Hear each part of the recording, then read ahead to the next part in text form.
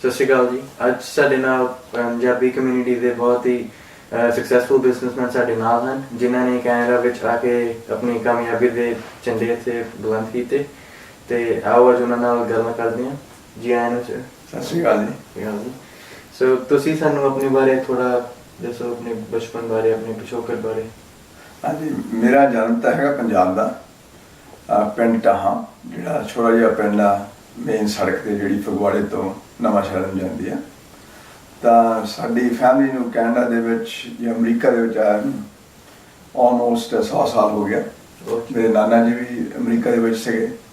ਫਿਰ ਸਾਡੇ ਰਿਸ਼ਤੇਦਾਰਾਂ ਦੇ ਵਿੱਚੋਂ ਸਾਡੇ ਫੁੱਫੜ ਜੀ ਆਏ 1935 ਦੇ ਵਿੱਚ, ਪਰ ਉਹਨਾਂ ਦੇ ਬਾਪ ਸਰਦਾਰ ਪ੍ਰਤਾਪ ਸਿੰਘ ਬੇਂਸ, ਉਹ ਗਦੀ ਬਾਬੇ ਵੀ ਗਿਣੇ ਜਾਂਦੇ ਆ, ਉਹ ਇੱਥੇ 1904 ਦੇ ਵਿੱਚ ਸੀਗੇ।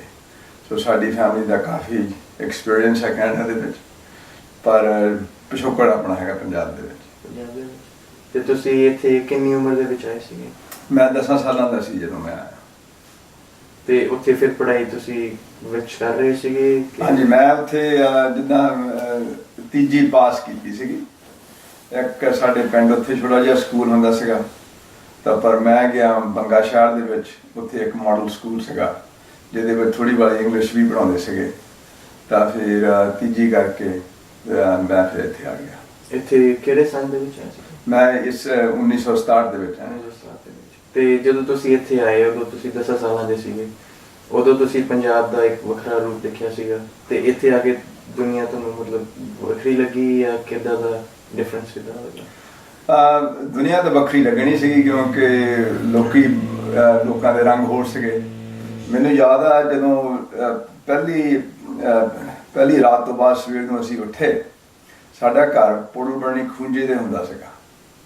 ਤਾਂ ਕੋਈ ਜਦੋਂ ਧੁੱਪ ਚੜੀ ਹੋਈ ਸੀਗੀ, ਬਾਹਰ ਦੇਖਿਆ ਵਿੰਡੋ ਦੇ ਰਾਹੀਂ, ਤਾਂ ਉੱਥੇ ਇੱਕ ਗੋਰਾ ਭਾਈ ਤੁਰਿਆ ਹੋਇਆ। ਤਾਂ ਮੈਂ ਬੜੇ ਜਿੱਦਾਂ ਐਕਸਾਈਟਡ ਜਿਹੇ ਮੈਥੇ ਰੰਗ ਕਿਹਾ ਗਿਆ, ਅੰਗਰੇਜ਼ ਤੁਰਿਆ ਜਾਂਦਾ। ਤਾਂ ਮੇਰੇ ਫਾਦਰ ਹੁਣੀ ਕਹਿੰਦੇ ਕਿ ਬਲਜਿੰਦਰ ਤੈਨੂੰ ਕੀ ਪਤਾ ਕਿ ਅੰਗਰੇਜ਼ ਵਾ ਹੈ? ਮੈਂ ਕਿਹਾ ਇਹ ਗੋਰਾ ਹੈਗਾ, ਫਿਰ ਅੰਗਰੇਜ਼ ਹੋਣਾ। ਕਹਿੰਦੇ ਨਹੀਂ, ਗੋਰਾ ਫ੍ਰੈਂਚ ਵੀ ਹੋ ਸਕਦਾ, ਜਰਮਨ ਵੀ ਹੋ ਸਕਦਾ, ਇਟਾਲੀਅਨ ਵੀ ਹੋ ਸਕਦਾ, ਕਿ ਇਹ ਨਹੀਂ ਆਪਾਂ ਇੱਥੇ ਗੱਲ ਕਰਨੀ ਕਿ ਜੇ ਗੋਰੇ ਆ ਸਾਰੇ ਅੰਗਰੇਜ਼ ਆ। ਸੋ ਉਹਦੇ ਵਿੱਚ ਗੱਲਾਂ ਇਹ ਵੀ ਆਈਆਂ ਕਿ ਲੋਕਾਂ ਦੇ ਪਿਛੋਕੜ ਕਿੱਥੇ ਆ, ਆਇਡੈਂਟੀਟੀ ਕੀ ਆ, ਇੱਦਾਂ ਦੇ ਸਵਾਲ ਆਲਮੋਸਟ ਪਹਿਲੇ ਦਿਨ ਤੋਂ ਆਉਣੇ ਸ਼ੁਰੂ ਹੋ ਗਏ ਕਿ ਮੈਂ ਕੌਣ ਵਾਂ, ਅਸੀਂ ਕੌਣ ਵਾਂ, ਸਾਡੀ ਸਭਿਅਤਾ ਕੀ ਆ, ਇੱਦਾਂ ਦੀਆਂ ਗੱਲਾਂ। ਤੇ ਤੁਹਾਡੇ ਪਰਿਵਾਰ ਦੇ ਵਿੱਚ ਤੁਹਾਡੇ ਭੈਣ ਭਰਾ ਕਿੰਨੇ ਆ? ਮੇਰੀਆਂ 4 ਭੈਣਾਂ, 3 ਮੇਰੇ ਤੋਂ ਬੜੀਆਂ, ਇੱਕ ਮੇਰੇ ਤੋਂ ਛੋਟੀ ਹੈ। ਤੇ ਉਹਨਾਂ ਦੇ ਵੀ ਸੇਮ ਵਿਚਾਰ ਸੀਗੇ ਜਦੋਂ ਇੱਥੇ ਆਏ, ਤੁਸੀਂ ਇਕੱਠੇ ਸੀਗੇ? ਉਹਨਾਂ ਦੇ ਬਾਰੇ ਤਾਂ ਮੈਂ ਕੁਝ ਨਹੀਂ ਕਹਿ ਸਕਦਾ, ਪਰ ਆਈ ਥਿੰਕ ਜਿਹੜੇ ਉਹਨਾਂ ਦਾ ਵੀ ਜੋ ਕੁਝ ਉਹਨਾਂ ਨੇ ਦੇਖਿਆ ਇੱਥੇ ਮਾਹੌਲ, ਆਲਮੋਸਟ ਸਾਡੇ ਐਕਸਪੀਰੀਅੰਸ ਸੇਮ ਸੀਗੇ। ਮੇਰੀ ਬੜੀ ਸਿਸਟਰ ਮੈਨੂੰ ਲੱਗਦਾ ਜਦੋਂ ਉਹ ਆਈ ਉਹ 21 ਸਾਲ ਦੀ ਸੀਗੀ। ਜਿਹੜੀ ਮੇਰੀ ਛੋਟੀ ਭੈਣ ਆ ਉਹ 6 ਸਾਲਾਂ ਦੀ ਸੀਗੀਆਂ, 2 ਵਿਚਾਲੇ ਆ। ਸੋ ਅਸੀਂ ਸਾਰਿਆਂ ਨੇ ਕਈਆਂ ਨੇ ਅਸੀਂ ਐਲੀਮੈਂਟਰੀ ਸਕੂਲ ਸ਼ੁਰੂ ਕੀਤਾ, ਕਈਆਂ ਨੇ ਹਾਈ ਸਕੂਲ ਸ਼ੁਰੂ ਕੀਤਾ। ਸੋ ਐਕਸਪੀਰੀਅੰਸ ਵੱਖਰੇ ਵੱਖਰੇ ਆ। ਪਰ ਪੋੜਲ ਬਰਨੀ ਦੇ ਵਿੱਚ ਗੱਲ ਇੱਦਾਂ ਸੀਗੀ, ਉੱਥੇ ਉਸ ਵੇਲੇ 1965 ਵਿੱਚ ਆਲਰੇਡੀ 2 ਗੁਰਦੁਆਰੇ ਬਣ ਗਏ ਸੀਗੇ ਪੋੜਲ ਬਰਨੀ ਦੇ ਵਿੱਚ। ਤਾਂ ਸਾਡੀਆਂ ਫੈਮਲੀਜ਼ ਮੈਨੂੰ ਲੱਗਦਾ ਕੋਈ 20-25 ਫੈਮਲੀਆਂ ਹੋਈਆਂ ਵੱਧ ਤੋਂ ਵੱਧ, ਪਰ 2 ਗੁਰਦੁਆਰੇ ਸੀਗੇ। ਤਾਂ ਸਾਰੇ ਬੰਦੇ ਉੱਥੇ ਮਿਲਾਂ 'ਚ ਕੰਮ ਕਰਦੇ ਸੀਗੇ। ਜਿਹੜੀਆਂ ਲੇਡੀਜ਼ ਸੀਗੀਆਂ ਉਹ ਕੰਮ ਕੋਈ ਇਕੱਠੇ ਕਰਦੇ ਸੀ। ਪਰ ਇੱਕ ਗੱਲ ਸਾਨੂੰ ਅਜੀਬ ਬੜੀ ਲੱਗੀ ਕਿ ਜਿਹੜੀਆਂ ਲੇਡੀਜ਼ ਆਪਣੀਆਂ ਪੰਜਾਬੀ ਔਰਤਾਂ ਪਹਿਲਾਂ ਦੀਆਂ ਆਈਆਂ ਸੀਗੀਆਂ, ਜਿੱਦਾਂ ਮੇਰੀ ਭੂਆ ਜੀ ਆਈ ਹੋਈ ਸੀ, ਉਸ ਵੇਲੇ ਉਹ ਲੇਡੀਆਂ ਸਾਰੀਆਂ ਉਹਨਾਂ ਨੇ ਸਕਰਟਸ ਤੇ ਡਰੈਸਿਸ ਪਾਉਣੀਆਂ ਹੁੰਦੀਆਂ ਸੀ। ਜਿਹੜੀਆਂ ਇੱਥੇ ਦੀ ਜਿਹੜੀ ਡਰੈਸ ਆ, ਸਕਰਟ ਤੇ ਡਰੈਸ। ਤਾਂ ਹੁਣ ਜਦੋਂ ਤੁਸੀਂ ਦੇਖਦੇ ਆ, ਹੁਣ ਆਪਣੇ ਪਜਾਮੇ, ਕੁੜਤੇ, ਕਮੀਜ਼, ਸਲਵਾਰਾਂ, ਦੁਪੱਟੇ ਸਭ ਕੁਝ ਚੱਲਦਾ। ਉਹਨਾਂ ਦਿਨਾਂ 'ਚ ਹਰੇਕ ਕੋਈ ਇਹ ਕੋਸ਼ਿਸ਼ ਕਰਦਾ ਸੀਗਾ ਕਿ ਅਸੀਂ ਕਿੱਦਾਂ ਬਲੈਂਡ ਹੋਈਏ ਇੱਥੇ। ਤੇ ਤੁਹਾਨੂੰ ਜਦੋਂ ਇੱਥੇ ਆਏ, ਤੁਹਾਨੂੰ ਦੇਖ ਕੇ ਉਹਦੇ ਨਾਲ ਕੋਈ ਤਾਜੁਬ ਹੋਇਆ ਕਿ ਪੰਜਾਬ 'ਚ ਤਾਂ ਇਹ ਦੇਖਿਆ ਨਹੀਂ ਹੋਣਾ? ਨਹੀਂ, ਮੈਨੂੰ ਤਾਂ ਕੁਛ ਨਹੀਂ ਹੋਇਆ। ਮੈਨੂੰ ਤਾਂ ਇਹ ਹੋਇਆ ਕਿ ਵੀ ਆਪਾਂ ਨਵੇਂ ਦੇਸ਼ ਆਏ ਆ। ਥੋੜ੍ਹੀਆਂ ਗੱਲਾਂ ਅਜੀਬ ਜਿਹੀਆਂ ਲੱਗੀਆਂ ਕਿ ਇੱਕ ਤਾਂ ਖੁੱਲ੍ਹਾ ਥਾਂ, ਲੋਕੀ ਬਹੁਤ ਘੱਟ, ਇੰਡੀਆ ਦੇ ਵਿੱਚ ਲੋਕੀ ਜ਼ਿਆਦਾ ਸੀਗੇ। ਪਰ ਮੈਨੂੰ ਕੋਈ ਇੱਦਾਂ ਨਹੀਂ ਹੋਇਆ ਕੋਈ ਫਰਕ ਪਿਆ ਜਾਂ ਕੀ ਆ। ਸਾਡੀ ਪੋਰਟਲ ਬਣੀ ਦੇ ਵਿੱਚ ਜਿੱਦਾਂ ਮੈਂ ਦੱਸਿਆ ਸਾਡੀ ਭੂਆ ਜੀ ਫੁੱਫੜ ਜੀ ਸੀ, ਉਹਨਾਂ ਦੀ ਫੈਮਿਲੀ ਸੀ, ਮੇਰੇ ਤਾਇਆ ਜੀ ਸੀਗੇ, ਉਹਨਾਂ ਦੀ ਫੈਮਿਲੀ ਸੀਗੀ, ਬਾਕੀ ਫਿਰ ਹੋਰ ਫੈਮਲੀਆਂ ਸੀਗੀਆਂ। ਜਿੱਥੇ ਸਾਡਾ ਘਰ ਸੀਗਾ ਅਸੀਂ ਖੁੰਝੇ ਦੇ ਸੀਗੇ, ਸਾਰੇ ਆਲੇ ਦੁਆਲੇ ਗੋਰਿਆਂ ਦੀਆਂ ਫੈਮਲੀਆਂ ਸੀਗੀਆਂ, ਘਰਾਂ ਸੀਗੀਆਂ। ਸਾਨੂੰ ਤਾਂ ਕੋਈ ਨਹੀਂ ਉੱਥੇ ਕਿਸੇ ਨੇ ਕੁਝ ਖਰਾਬ ਕੀਤਾ ਜਾਂ ਅਸੀਂ ਮਾੜਾ ਸੋਚਿਆ। ਐਵਰੀਬਾਡੀ ਜਿੱਦਾਂ ਜਿਹੜੇ ਨਿਆਣੇ ਵੀ ਸੀਗੇ ਦੇ ਵਾਂਟ ਟੂ ਪਲੇ।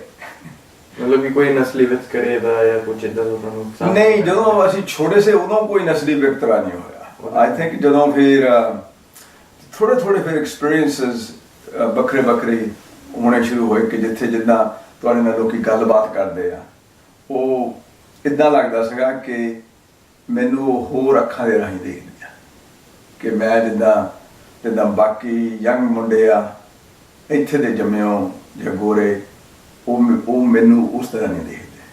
ਤੇ ਹੁਣ ਜਿੱਦਾਂ ਤੁਸੀਂ ਫਿਰ ਪੜ੍ਹਾਈ ਕੀਤੀ ਹੁਣ ਪੋਰਟਲ ਬਣੇ ਦੇ ਵਿੱਚ ਐਲੀਮੈਂਟਰੀ ਫਿਰ ਹਾਈ ਸਕੂਲ, ਉਹਦੇ ਵਿੱਚ ਵੀ ਸੇਮ ਹੀ ਸਾਹਮਣਾ ਹੋਇਆ ਕਿ ਉਹਦੇ ਵਿੱਚ ਕੋਈ ਵੱਖਰਾ ਐਕਸਪੀਰੀਅੰਸ ਸੀਗਾ? ਮੈਨੂੰ ਇਦਾਂ ਦੇ ਸਵਾਲ ਬਹੁਤ ਬੰਦੇ ਪੁੱਛਦੇ ਆ, ਕਿਉਂਕਿ ਬਹੁਤ ਸਾਰੇ ਬੰਦੇ ਇੱਥੇ ਅੱਜ ਕੱਲ੍ਹ ਗੱਲ ਕਰਦੇ ਆ ਬਈ ਰੇਸਿਜ਼ਮ ਆ ਇੱਦਾਂ ਦੀਆਂ ਗੱਲਾਂ। ਮੈਂ ਕਿਹਾ ਬਈ ਜਿਹੜਾ ਮੇਰਾ ਐਕਸਪੀਰੀਅੰਸ ਆ, ਮੈਂ ਨਹੀਂ ਕਹਿ ਸਕਦਾ ਕਿ ਕੋਈ ਇੰਨਾ ਓਵਰਟ ਰੇਸਿਜ਼ਮ ਮੈਂ ਐਕਸਪੀਰੀਅੰਸ ਕੀਤਾ। ਮੈਂ ਜਦੋਂ ਗ੍ਰੇਡ 3 ਦੇ ਵਿੱਚ ਸ਼ੁਰੂ ਕੀਤਾ, ਮੈਨੂੰ ਉਹ ਪੂਰਾ ਯਾਦ ਆ, ਮਿਸਿਸ ਸੌਂਡਰ ਸਾਡੀ ਸਕੂਲ ਦੀ ਟੀਚਰ ਹੁੰਦੀ ਸੀਗੀ। ਉਹ ਜਿੱਦਾਂ ਬੜੀ ਖੁਸ਼ਦਿਲ ਵਾਲੀ ਲੇਡੀ ਸੀ। ਮੇਰੀਆਂ ਜਿਹੜੀਆਂ ਸਭ ਤੋਂ ਜਿੱਦਾਂ ਚੰਗੀਆਂ ਯਾਦਾਂ ਆ ਐਲੀਮੈਂਟਰੀ ਸਕੂਲ ਦੀਆਂ, ਉਹ ਮਿਸਿਸ ਸੌਂਡਰ ਦੇ ਨਾਲ ਆ। ਤਾਂ ਮਿਸਟਰ ਗੂਜੋਨ ਜਿਹੜਾ 7ਵੀਂ ਦੇ ਵਿੱਚ ਆਇਆ, ਆਈ ਥਾਟ ਕਿ ਮੈਨੂੰ ਉਹ ਸਪੈਸ਼ਲ ਤਰ੍ਹਾਂ ਟਰੀਟ ਕਰਦੇ ਸੀਗੇ, ਰਾਈਟ। ਤਾਂ ਉਹਨਾਂ ਗ੍ਰੇਡ 3, 4, 5 ਦੇ ਵਿੱਚ ਹੋਰ ਕੋਈ ਪੰਜਾਬੀ ਫੈਮਿਲੀ ਦੇ ਨਿਆਣੇ ਕੋਈ ਹੈ ਹੀ ਨਹੀਂ ਸੀ। ਇੱਕ ਫਿਰ ਮੁੰਡਾ 6ਵੀਂ ਦੇ ਵਿੱਚ ਆਇਆ ਪੰਜਾਬੀ, ਉਸ ਜ਼ਿਆਦਾ ਉਮਰ ਦਾ ਸਾਹਿਬ, ਉਹ ਮੈਨੂੰ ਲੱਗਦਾ ਘੱਟੋ ਘੱਟ ਜਿੱਦਾਂ 6ਵੀਂ ਦੇ ਮੁਤਾਬਕ ਉਹ 12 ਸਾਲ ਦਾ ਚਾਹੀਦਾ ਸੀਗਾ, ਪਰ ਹੀ ਵਾਸ ਐਕਚੁਅਲੀ 16 ਸਾਲ ਦਾ। ਸੋ ਹੀ ਵਾਸ ਕਾਈਂਡ ਆਊਟ ਜਿਹੜਾ ਫਿਟਨੈਸ ਸੀ ਉਸ ਕਲਾਸ ਦੇ ਵਿੱਚ, ਏਜ ਦੇ ਮੁਤਾਬਕ ਨਾ ਹਾਈਟ ਦੇ ਮੁਤਾਬਕ। ਜਿਹੜੇ ਬੰਦੇ ਥੋੜ੍ਹੀ ਜਿਹੀ ਆਈ ਥਿੰਕ ਜ਼ਿਆਦਾ ਉਮਰ ਦੇ ਆਏ ਆ, ਜਿੱਦਾਂ 15 ਸਾਲ ਦੀ ਉਮਰ ਤੋਂ 16 ਤੋਂ ਬਾਅਦ 20 ਤੱਕ, ਉਹਨਾਂ ਨੇ ਹੋ ਸਕਦਾ ਜ਼ਿਆਦਾ ਇੱਦਾਂ ਦੇ ਕੋਈ ਐਕਸਪੀਰੀਅੰਸ ਕੀਤੇ, ਕਿਉਂਕਿ ਉਹਨਾਂ ਨੂੰ ਉਹ ਜਿੱਦਾਂ ਸਕੂਲ ਦੇ ਵਿੱਚ ਨਹੀਂ ਸ਼ੁਰੂ ਹੋਏ, ਉਹਨਾਂ ਦੀ ਫਰੈਂਡਸ਼ਿਪਸ ਨਹੀਂ ਬਣੀਆਂ ਹੋਰ ਉਹਨਾਂ ਦੇ ਨਾਲ। ਉਹ ਜਿੱਦਾਂ ਆਪਣੀ ਕਮਿਊਨਿਟੀ ਦੇ ਬੰਦੇ ਜ਼ਿਆਦਾ ਆਏ ਗਏ, ਉਹ ਇੱਕ ਦੂਜੇ ਨਾਲ ਕਲੋਜ਼ ਰਹੇ। ਉਹਨਾਂ ਨੇ ਬਾਹਰ ਦੇ ਜਿਹੜੇ ਤੁਹਾਡੇ ਨੇਬਰ ਆ, ਗੋਰੇ ਨੇਬਰ, ਉਹਨਾਂ ਨਾਲ ਕੋਈ ਰਿਲੇਸ਼ਨਸ਼ਿਪਸ ਨਹੀਂ ਬਿਲਡ ਕੀਤੀ ਆਪਣੇ ਆਪਸ ਚ। ਮਤਲਬ ਕਿ ਪੰਜਾਬੀਆਂ ਦੇ ਵਿੱਚ ਰਿਹਾ। ਜਦੋਂ ਫਿਰ ਤੁਸੀਂ ਪੰਜਾਬੀਆਂ ਦੇ ਵਿੱਚ ਟੋਲੇ ਬਣ ਕੇ ਤੁਰਦੇ ਫਿਰਦੇ ਆ, ਫਿਰ ਤੁਸੀਂ ਵੀ ਫੀਲ ਕਰਦੇ ਸ਼ੁਰੂ ਕਰ ਦਿੰਦੇ ਆ ਕਿ ਵੀ ਅਸੀਂ ਵੱਖਰੇ ਆ, ਬਾਕੀ ਵੀ ਇੱਦਾਂ ਟਰੀਟ ਕਰਦੇ ਆ ਦੇਖੋ ਜੀ ਆ ਮੁੰਡੇ ਵੱਖਰੇ ਜਿਹੇ ਕਿਸੇ ਨਾਲ ਰਲਦੇ ਨਹੀਂ। ਤਾਂ ਮੇਰਾ ਇੱਦਾਂ ਦਾ ਕੋਈ ਐਕਸਪੀਰੀਅੰਸ ਨਹੀਂ। ਜਦੋਂ ਫਿਰ ਅਸੀਂ 8ਵੀਂ 'ਚ ਮੈਂ ਹੋਇਆ, ਉਦੋਂ ਅਸੀਂ 3-4 ਮੁੰਡੇ ਤੇ 2 ਕੁੜੀਆਂ ਪੰਜਾਬੀ ਫੈਮਿਲੀ ਦੇ ਸੀਗੀਆਂ, ਪਰ ਅਸੀਂ ਟੋਲੇ ਤੌਰ 'ਤੇ ਨਹੀਂ ਤੁਰੇ। ਉਹ ਵੀ ਮੇਰੇ ਫਰੈਂਡ ਸੀਗੇ, ਪਰ ਸੁਵਿਧਾ ਦਾ ਮੇਰਾ ਪੋਰਟਲ ਬਣੀ ਦਾ ਐਕਸਪੀਰੀਅੰਸ ਸੀਗਾ। ਤੇ ਹਾਈ ਸਕੂਲ ਤੁਸੀਂ ਪੋਰਟਲ ਬਣੀ ਦੇ ਵਿੱਚ ਕੀਤਾ ਕਿ ਹਾਈ ਸਕੂਲ ਮੈਂ 10ਵੀਂ ਤੱਕ ਪੋਰਟਲ ਬਣੀ ਕੀਤਾ। ਤਾਂ ਫਿਰ ਸਾਡੀ ਫੈਮਿਲੀ 1973 ਦੇ ਵਿੱਚ ਵੈਨਕੂਵਰ ਮੂਵ ਹੋ ਗਈ। ਇੱਥੇ ਆਉਣੇ ਦੇ ਮੇਨ ਕਾਰਨ ਤਾਂ ਇਹ ਸੀਗੇ ਕਿ ਮੇਰੀਆਂ 2 ਜਿਹੜੀਆਂ ਬੜੀਆਂ ਭੈਣਾਂ ਸੀਗੀਆਂ ਆਲਰੇਡੀ UBC ਸੀਗੀਆਂ, ਆਈਆਂ ਕੈਂਪਸ 'ਤੇ ਰਹਿੰਦੀਆਂ ਸੀਗੀਆਂ। ਉਦੋਂ ਬਾਅਦ ਫਿਰ ਮੇਰੀ ਤੀਜੀ ਭੈਣ ਨੇ ਆਉਣਾ ਸੀਗਾ, ਦੈਨ ਮੇਬੀ ਮੈਂ। ਸੋ ਮੇਰੇ ਫਾਦਰ ਤੇ ਮਦਰ ਹੋਣਾ ਨੇ ਸੋਚਿਆ ਕਿ ਸਭ ਤੋਂ ਬੈਸਟ ਗੱਲ ਇਹ ਆ ਕਿ ਆਪਾਂ ਵੈਨਕੂਵਰ ਮੂਵ ਹੋ ਜਾਈਏ। ਸੋ ਅਸੀਂ ਵੈਨਕੂਵਰ ਆਏ। ਸੋ 11ਵੀਂ 12ਵੀਂ ਮੈਂ ਇੱਥੇ ਜੌਨ ਆਲਵਰ ਕੀਤੀ, ਵੈਨਕੂਵਰ ਜਿਹੜਾ 41st ਅਫਰੇਸ਼ਨ ਤੇ ਸਕੂਲ ਆ। ਤਾਂ ਫਿਰ ਮੈਂ ਯੂਨੀਵਰਸਿਟੀ ਨੂੰ ਗਿਆ। ਤੇ ਸਟਾਰਟਿੰਗ ਦੇ ਵਿੱਚ ਤੁਸੀਂ ਇੱਥੋਂ ਜਦੋਂ ਫੈਮਿਲੀ ਪੰਜਾਬ ਤੋਂ ਇੱਥੇ ਆਈ ਸੀਗੀ ਇੰਡੀਆ, ਕੈਨੇਡਾ ਦੇ ਵਿੱਚ, ਉਦੋਂ ਉਹਨਾਂ ਨੂੰ ਕੁਝ ਮੁਸੀਬਤਾਂ ਦਾ ਸਾਹਮਣਾ ਕਰਨਾ ਪਿਆ ਇਨ ਟਰਮਸ ਆਫ ਕੰਮ ਦੇ ਵਿੱਚ? ਕਿੱਦਾਂ ਦਾ ਕੰਮ? ਜੇ ਆਪਾਂ ਹੁਣ ਪੋਰਟਲ ਦੀ ਗੱਲ ਕਰਦੇ ਆ 1950 ਲਾਈਕ ਬੇਸਿਕਲੀ 1900 ਤੋਂ ਲੈ ਕੇ 1965 ਤੱਕ ਜਿਹੜੇ ਆਪਣੇ ਲੋਕੀ ਆਏ ਆ, ਬੇਸਿਕਲੀ ਇਹਨਾਂ ਨੇ ਆ ਕੇ ਲੇਬਰ ਦਾ ਕੰਮ ਕੀਤਾ, ਮਿੱਲਾਂ ਦੇ ਵਿੱਚ ਜਾਂ ਕੋਈ ਫਿਜ਼ੀਕਲ ਕੰਮ ਕੀਤਾ। ਤਾਂ ਜਿਹੜੇ ਛੋਟੇ ਸ਼ਹਿਰ ਸੀ ਜਿੱਥੇ ਅਸੀਂ ਗਏ ਪੋਰਟਲ ਬਣੀ, ਉੱਥੇ ਬੇਸਿਕਲੀ 3-4 ਮਿੱਲਾਂ ਸੀਗੀਆਂ, ਬਾਕੀ ਮਾੜਾ ਮੋਟਾ ਕੰਮ ਸੀਗਾ ਸਟੋਰਾਂ ਦੇ ਵਿੱਚ, ਰੈਸਟੋਰੈਂਟ ਦੇ ਵਿੱਚ। ਤਾਂ ਮੇਰੀਆਂ 2 ਭੈਣਾਂ ਨੇ A&W ਉੱਥੇ ਹੁੰਦਾ ਸੀਗਾ, ਉੱਥੇ ਪਾਰਟ ਟਾਈਮ ਕੰਮ ਕੀਤਾ, ਕੋਈ ਪ੍ਰੋਬਲਮ ਨਹੀਂ ਆਏ। ਤਾਂ ਮੈਂ ਕੰਮ ਸ਼ੁਰੂ ਕੀਤਾ ਜਦੋਂ ਮੈਂ 8ਵੀਂ ਦੇ ਵਿੱਚ ਗਿਆ। ਉੱਥੇ ਡਨਬਾਰਸ ਜਨਰਲ ਮਰਚੈਂਡਾਈਜ਼ ਸਟੋਰ ਹੁੰਦੀ ਸੀਗੀ। ਤਾਂ ਉਦੋਂ ਮੇਰੇ ਚਾਚਾ ਜੀ ਦਾ ਮੁੰਡਾ ਮੇਰੇ ਤੋਂ 4 ਸਾਲ ਬੜਾ 5 ਸਾਲ ਬੜਾ ਉਹ ਆਇਆ ਸੀਗਾ ਇੱਥੇ। ਤਾਂ ਉਹਦੇ ਲਈ ਕੰਮ ਲੱਭਦੇ ਸੀਗੇ। ਤਾਂ ਮੈਂ ਮੇਰੇ ਫਾਦਰ ਹੁਣੀ ਤੇ ਪ੍ਰੇਮਦੀਪ ਅਸੀਂ ਇੱਕ ਦਿਨ ਮੈਨੂੰ ਲੱਗਦਾ ਸੈਟਰਡੇ ਸੀਗਾ, ਅਸੀਂ ਜਿੱਦਾਂ ਇੱਦਾਂ ਜਿਹੜੇ ਸਟੋਰਾਂ ਜਿੱਥੇ ਲੱਗਦਾ ਸੀ ਕਿ ਉਹਨੂੰ ਕੰਮ ਮਿਲ ਜੂਗਾ, ਅਸੀਂ ਗਏ। ਉਹ ਮਿਸਟਰ ਡਨਬਾਰ ਨੂੰ ਮਿਲੇ, ਉਹਨਾਂ ਗੱਲ ਹੋਈ। ਉਹ ਮੈਨੂੰ ਕਹਿੰਦਾ ਕਿ ਤੂੰ ਕੰਮ ਕਰਨਾ ਮੰਗਦਾ। ਗੱਲ ਮੇਰੇ ਅਸੀਂ ਕਰਦੇ ਹੈਗੇ ਪ੍ਰੇਮਦੀਪ ਦੇ ਬਾਰੇ। ਉਹ ਮੈਨੂੰ ਕਹਿੰਦਾ ਤੂੰ ਕੰਮ ਕਰਨਾ ਮੰਗਦਾ। ਮੈਂ ਕਿਹਾ ਓਕੇ, ਮੈਂ ਵੀ ਕੰਮ ਕਰ ਦੂੰਗਾ ਵੀ। ਉਹ ਕਹਿੰਦਾ ਓਕੇ, ਕਹਿੰਦਾ ਮੈਂ ਤੈਨੂੰ ਹਾਇਰ ਕਰ ਲੈਣਾ। ਸੋ ਮੈਨੂੰ ਹਾਇਰ ਕਰ ਲਿਆ। ਸੋ ਮੈਂ 8ਵੀਂ ਤੋਂ ਲੈ ਕੇ 10ਵੀਂ ਤੱਕ ਆਫਟਰ ਸਕੂਲ 2 ਘੰਟੇ ਹਰੇਕ ਦਿਨ ਕੰਮ ਕੀਤਾ। ਤਾਂ ਸੈਟਰਡੇ ਨੂੰ ਕੰਮ ਕੀਤਾ। ਤਾਂ ਗਰਮੀਆਂ ਦੇ ਵਿੱਚ ਕਈ ਵਾਰੀ ਪਾਰਟ ਟਾਈਮ, ਕਈ ਵਾਰੀ ਫੁੱਲ ਟਾਈਮ ਕੰਮ ਕੀਤਾ। ਸੋ ਮੇਰਾ ਮਤਲਬ ਕਹਿਣ ਦਾ ਆ ਕਿ ਮੈਨੂੰ ਤਾਂ ਕੋਈ ਇੱਦਾਂ ਔਕੜ ਨਹੀਂ ਆਈ। ਮੇਰੀਆਂ ਭੈਣਾਂ ਜਦੋਂ ਫਿਰ ਇੱਥੇ ਵੈਨਕੂਵਰ ਅਸੀਂ ਮੂਵ ਹੋਇਆ, ਉਹਨਾਂ ਨੇ ਵੀ ਮੈਨੂੰ ਲੱਗਦਾ A&W ਇੱਥੇ ਮਰੀਨ ਡਰਾਈਵ 'ਤੇ ਹੁੰਦਾ ਸੀ, ਡਰਾਈਵ ਥਰੂ, ਉੱਥੇ ਕੰਮ ਕੀਤਾ। ਫਿਰ ਜਦੋਂ ਉਹ ਪੜ੍ਹ ਗਈਆਂ, ਕਿਸੇ ਨੇ ਮੇਰੀਆਂ ਸਾਰੀਆਂ ਭੈਣਾਂ ਯੂਨੀਵਰਸਿਟੀ ਪੜ੍ਹੀਆਂ ਆ। ਇਹਨਾਂ ਦਾ ਵੀ ਕੋਈ ਇੱਦਾਂ ਦਾ ਨੈਗੇਟਿਵ ਐਕਸਪੀਰੀਅੰਸ ਨਹੀਂ ਹੈਗਾ। ਸਾਡੀ ਗੱਲ ਇਹ ਸੀ ਜਦੋਂ ਅਸੀਂ ਆਏ ਹਾਂ, ਮੇਰੇ ਫਾਦਰ ਹੁਣੀ ਸਦਾ ਇਹੀ ਕਹਿੰਦੇ ਸੀਗੇ ਕਿ ਵੀ ਨਿਆਣਿਓ ਇਹ ਤੁਸੀਂ ਦੇਖੋ ਕਿ ਆਪਾਂ ਹੈਗੇ ਆ ਹੋਰ ਮੁਲਕ ਤੋਂ, ਆਪਾਂ ਦੀ ਬੋਲੀ ਹੋਰ ਆ, ਆਪਣਾ ਸਮਾਜ ਹੋਰ ਵਾ, ਧਰਮ ਹੋਰ ਵਾ। ਇਸ ਦੇਸ਼ ਦੇ ਵਿੱਚ ਥੋੜ੍ਹੇ ਵਾਲੇ ਵਿਤਕਰੇ ਜ਼ਰੂਰ ਹੋਣੇ ਆ, ਪਰ ਤੁਸੀਂ ਉਹ ਵਿਤਕਰਿਆਂ ਨੂੰ ਨਾ ਦੇਖੋ। ਤੁਸੀਂ ਆਪਣੇ ਆਪ ਨੂੰ ਦੇਖੋ ਕਿ ਵੀ ਤੁਸੀਂ ਇਸ ਦੇਸ਼ ਦੇ ਵਿੱਚ ਤਰੱਕੀ ਕਿੱਦਾਂ ਕਰਨੀ ਹੈ, ਤੁਸੀਂ ਆਪਣੇ ਪੈਰਾਂ 'ਤੇ ਕਿੱਦਾਂ ਖੜਨਾ। ਤੁਸੀਂ ਇਹ ਕਰੋ ਕਿ ਪੜ੍ਹੋ, ਲਿਖੋ, ਸਮਝੋ, ਗਿਆਨ ਲਵੋ। ਤਾਂ ਉੱਦਾਂ ਦੀਆਂ ਤੁਹਾਨੂੰ ਸਕਿੱਲ ਹੋਣੀਆਂ ਚਾਹੀਦੀਆਂ। ਤੁਸੀਂ ਜਿੱਥੇ ਆਪਣੇ ਆਪ ਨੂੰ ਕੌਨਫੀਡੈਂਸ ਦੇ ਵਿੱਚ ਪ੍ਰੈਜ਼ੈਂਟ ਕਰ ਸਕਦੇ ਆ ਕਿ ਵੀ ਸਾਨੂੰ ਇਹ ਨਹੀਂ ਕਿ ਮੈਂ ਇੰਡੀਆ ਤੋਂ ਆਇਆ ਤਾਂ ਮੈਨੂੰ ਤੁਸੀਂ ਹੋਰ ਤਰ੍ਹਾਂ ਟਰੀਟ ਕਰੋ। ਨਹੀਂ, ਉਹ ਕਹਿੰਦੇ ਸੀ ਕਿ ਜੇ ਸਾਨੂੰ ਸਗੋਂ ਤੁਹਾਨੂੰ ਇਹ ਕਰਨਾ ਚਾਹੀਦਾ, ਸਕੂਲ ਦੇ ਵਿੱਚ ਤੁਸੀਂ ਚੰਗੀ ਤਰ੍ਹਾਂ ਪੜ੍ਹੋ, ਐਥਲੈਟਿਕਸ ਦੇ ਵਿੱਚ ਜਾਓ, ਕਮਿਊਨਿਟੀ ਦੇ ਵਿੱਚ ਵੋਲੰਟੀਅਰ ਕਰੋ। ਉਹਦੇ ਨਾਲ ਤੁਹਾਨੂੰ ਕੋਈ ਵਿਰਕ ਨਹੀਂ ਆਉਣਾ। ਮਤਲਬ ਤੁਸੀਂ ਇੱਕ ਕਹਿਣਾ ਚਾਹੋਗੇ ਕਿ ਪੜ੍ਹਾਈ ਕਰਨ ਦੀ ਪ੍ਰੇਰਨਾ ਜਿਹੜੀ ਹੈਗੀ ਤੁਹਾਡੇ ਪੇਰੈਂਟਸ ਨੇ ਤੋਂ ਹੀ ਮਿਲੀ ਤੁਹਾਨੂੰ? ਹਾਂਜੀ, ਉਹ ਜਿਹੜੀ ਪੜ੍ਹਾਈ ਉਹਨਾਂ ਨੇ ਬਹੁਤ ਐਮਫੈਸਿਸ ਇਸ ਗੱਲ 'ਤੇ ਦਿੱਤਾ ਸੀਗਾ ਕਿ ਪੜ੍ਹਾਈ ਦਾ ਮੇਨ ਮਤਲਬ ਇਹ ਆ ਕਿ ਤੁਸੀਂ ਆਪਣੀ ਜਿਹੜੀ ਜ਼ਿੰਦਗੀ ਜਿਹੜੀ ਆ ਉਹ ਤੁਸੀਂ ਚੰਗੀ ਤਰ੍ਹਾਂ ਜੀ ਸਕੋ। ਇਹ ਨਹੀਂ ਕਿ ਪੜ੍ਹਾਈ ਦੇ ਰਾਹੀਂ ਤੁਹਾਨੂੰ ਜ਼ਿਆਦਾ ਹੋਰ ਤਨਖਾਹਾਂ ਮਿਲਣੀਆਂ। ਮੇਰੇ ਮਾਂ-ਬਾਪ ਨੇ ਕਦੇ ਵੀ ਇਹ ਨਹੀਂ ਸੀ ਕਿਹਾ ਕਿ ਪੈਸੇ ਮੇਨ ਫੋਕਸ ਤੁਹਾਡੀ ਜ਼ਿੰਦਗੀ ਦੇ ਵਿੱਚ ਚਾਹੀਦਾ। ਮੇਨ ਫੋਕਸ ਇਹ ਕਹਿੰਦੇ ਸੀ ਕਿ ਤੁਹਾਡੀ ਰਹਿਣੀ ਬਣੀ ਕਿੱਦਾਂ ਦੀ ਆ, ਤੁਸੀਂ ਲੋਕਾਂ ਨਾਲ ਰਿਲੇਟ ਕਿੱਦਾਂ ਕਰਨਾ। ਸੋ ਇਹ ਬੜੇ ਲੋਕੀ ਅਜੀਬ ਹੋਰ ਤਰ੍ਹਾਂ ਸੋਚਦੇ ਆ। ਜਦੋਂ ਮੈਂ ਉਹਨਾਂ ਨੂੰ ਦੱਸਦਾ ਸਟੋਰੀਆਂ, ਮੈਂ ਹਜੇ ਕੱਲ੍ਹ ਮੈਂ ਮਿਲਿਆ ਸਾਡਾ ਡੈਪਟੀ ਮਿਨਿਸਟਰ ਇੱਥੇ ਜੋਬਸ ਟੂਰਿਜ਼ਮ ਦਾ, ਉਹ ਮੇਰੇ ਤੋਂ ਥੋੜ੍ਹਾ ਜਿਹਾ ਹੈਲਪ ਲੈਣਾ ਮੰਗਦੇ ਸੀਗੇ। ਉਹ ਵੀ ਸਮਾਲ ਟਾਊਨ ਦੇ ਵਿੱਚ ਗਰੋ ਅਪ ਹੋਇਆ, ਉੱਥੇ ਵੀ 2-3 ਪੰਜਾਬੀ ਫੈਮਲੀਆਂ ਸੀ, ਮੇਰੀ ਉਮਰ ਦਾ ਆ। ਮੈਂ ਉਹਨੂੰ ਦੱਸਦਾ ਸਾਂ, ਮੈਂ ਕਿਹਾ 1967 ਦੇ ਵਿੱਚ ਜਦੋਂ ਅਸੀਂ ਆਏ ਹਾਂ, ਜਿਹੜੀ ਮੈਨੂੰ ਗੱਲ ਹਜੇ ਤੱਕ ਵੀ ਜਿੱਦਾਂ ਆਊਟਸਟੈਂਡਿੰਗ ਗੱਲ ਲੱਗਦੀ ਆ, ਮੇਰੇ ਫਾਦਰ ਹੁਣਾਂ ਦੇ ਤਲਕ ਜਿਹੜੇ ਨੇਬਰ ਸੀਗੇ, ਗੋਰੇ ਨੇਬਰ, ਸਾਰਿਆਂ ਨਾਲ ਸੀਗੇ।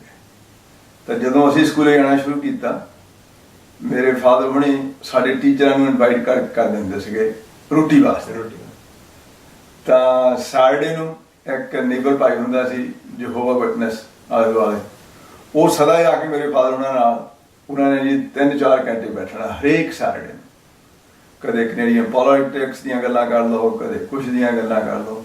ਸੋ ਜਦੋਂ ਮੈਂ ਦੇਖਿਆ, ਜਦੋਂ ਮੈਂ 10 ਸਾਲਾਂ ਦਾ ਸੀ, ਕਿ ਦਿਸ ਇਜ਼ ਅਮੇਜ਼ਿੰਗ। ਜਿੱਦਾਂ ਇੱਕ ਬੰਦਾ ਦਾੜੀ ਕੇਸਾਂ ਵਾਲਾ, ਨੀਲੀ ਪੱਗ ਬੰਨੀ ਵਾ, ਦੂਜੇ ਪਾਸੇ ਗੋਰਾ ਬੰਦਾ, 2 ਜਣੇ ਬੈਠੇ ਆ, ਲੱਗਦਾ ਕਿ ਇੱਕ ਦੂਜੇ ਦੇ ਦੋਸਤ। ਇੱਦਾਂ ਦੀ ਜਿਹੜੀ ਅਪਬ੍ਰਿੰਗਿੰਗ ਸਾਨੂੰ ਮਿਲੀ ਆ, ਮੈਂ ਉਹਦੇ ਬਾਰੇ ਜਿਹਨੂੰ ਬਹੁਤ ਖੁਸ਼ ਹਾਂ। ਕਹਿਣ ਦਾ ਮਤਲਬ ਭਾਵੇਂ ਹੈ ਕਿ ਤੁਹਾਡੇ ਫਾਦਰ ਸਾਹਿਬ ਨੇ ਦੋਸਤੀ ਦਾ ਹੱਥ ਅੱਗੇ ਵਧਾਇਆ, ਕਿ ਉਹਨਾਂ ਨੇ ਆਪ ਕੋਈ ਫਰਕ ਨਹੀਂ ਰੱਖਿਆ ਕਿ ਇਹ ਗੋਰਾ ਹੈ, ਇਹਦੇ ਨਾਲ ਮੈਂ ਇਹਦੇ ਨਾਲ ਨਹੀਂ ਕਰਨਾ। ਉਹਨਾਂ ਨੇ ਹਰੇਕ ਨਾਲ ਮਿਲਣ ਦੀ ਕੋਸ਼ਿਸ਼ ਕੀਤੀ। ਤੇ ਜਿੱਦਾਂ ਤੁਸੀਂ ਗਰੋ ਅਪ ਹੋ ਰਹੇ ਸੀਗੇ ਐਲੀਮੈਂਟਰੀ, ਹਾਈ ਸਕੂਲ, ਜ਼ਾਹਿਰ ਜੀ ਗੱਲ ਹੈ ਕਿ ਗੋਰੇ ਕਮਿਊਨਿਟੀ ਦੇ ਵਿੱਚ ਉਹਨਾਂ ਦੇ ਇੱਕ ਵੱਖਰੇ ਰੀਤੀ ਰਿਵਾਜ ਹੁੰਦੇ ਹਨ ਆਪਣੇ ਪੰਜਾਬੀ ਕਮਿਊਨਿਟੀ ਦੇ ਘਰ ਦੇ ਵਿੱਚ ਹੋਰ ਸਿਖਾਇਆ ਜਾਂਦਾ ਹੈ। ਤਾਂ ਵਿੱਚ ਉਹਦੇ ਵਿੱਚ ਰਸਨ ਲਈ ਤੁਹਾਨੂੰ ਕੁਝ ਰਿਸਟ੍ਰਿਕਸ਼ਨਸ ਘਰਦਿਆਂ ਨੇ ਲਗਾਈਆਂ ਕਿ ਕਿਹਾ ਕਿ ਮਤਲਬ ਕੋਈ ਇੱਦਾਂ ਦੀ ਕੋਈ ਗੱਲਬਾਤ?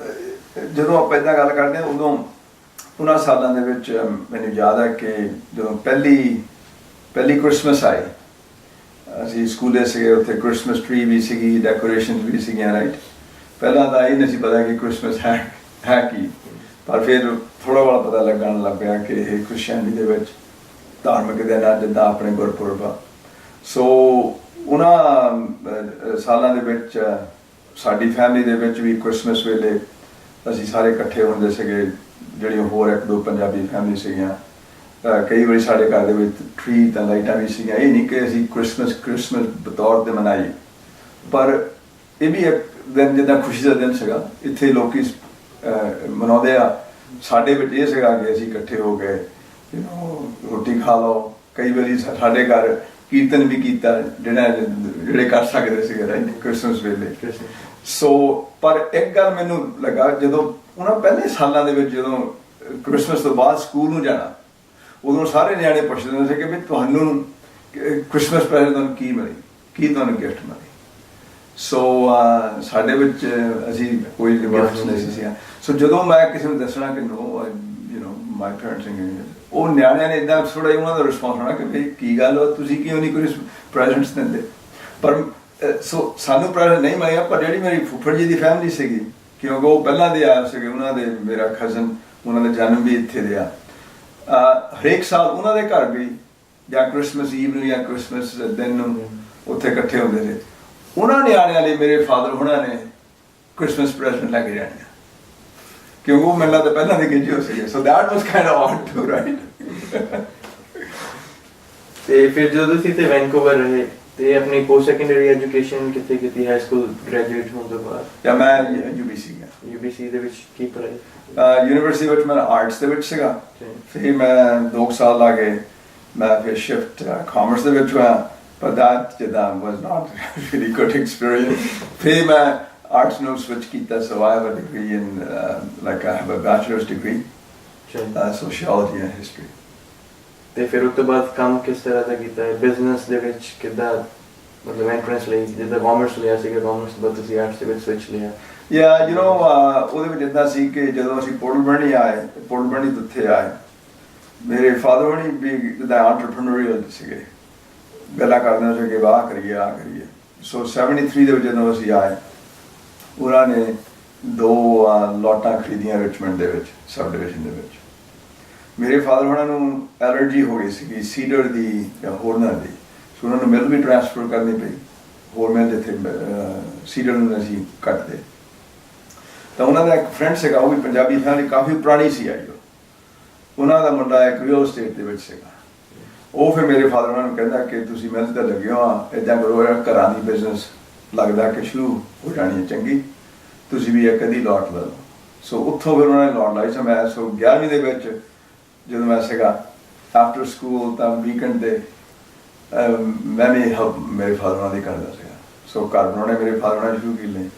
ਜਦੋਂ ਫਿਰ ਮੈਂ ਸੀਗਾ ਇੱਕ ਸਾਲ ਮੈਂ ਕੋਈ ਕੋਸ਼ਿਸ਼ ਨਹੀਂ ਕੀਤੀ ਕੰਮ ਲੱਭਣੇ ਲਈ, ਪਰ ਮੈਨੂੰ ਕਦੇ ਵੀ ਔਕੜ ਨਹੀਂ ਆਈ ਕੰਮ ਲੱਭਣੇ ਲਈ। ਜਦੋਂ ਵੀ ਮੈਂ ਗਿਆ ਪਹਿਲੇ ਦਿਨ ਮੈਨੂੰ 2-3 ਜੌਬ ਆਫਰਸ ਆਉਣੀਆਂ ਸੀ। ਸੋ ਇੱਕ ਵਾਰੀ ਮੈਂ ਸ਼ੈਲ ਕੈਨੇਡਾ ਦਾ ਗੈਸ ਸਟੇਸ਼ਨ ਹੁੰਦਾ ਸੀ, ਮੈਂ ਉਹਨਾਂ ਨੇ ਕੰਮ ਕੀਤਾ। ਉਹਦੋਂ ਬਾਅਦ ਫਿਰ ਅਸੀਂ ਵਿਕਟੋਰੀਆ ਚਲੇ ਗਏ, ਮੈਂ ਅਤੇ ਮੇਰੀ ਵਾਈਫ।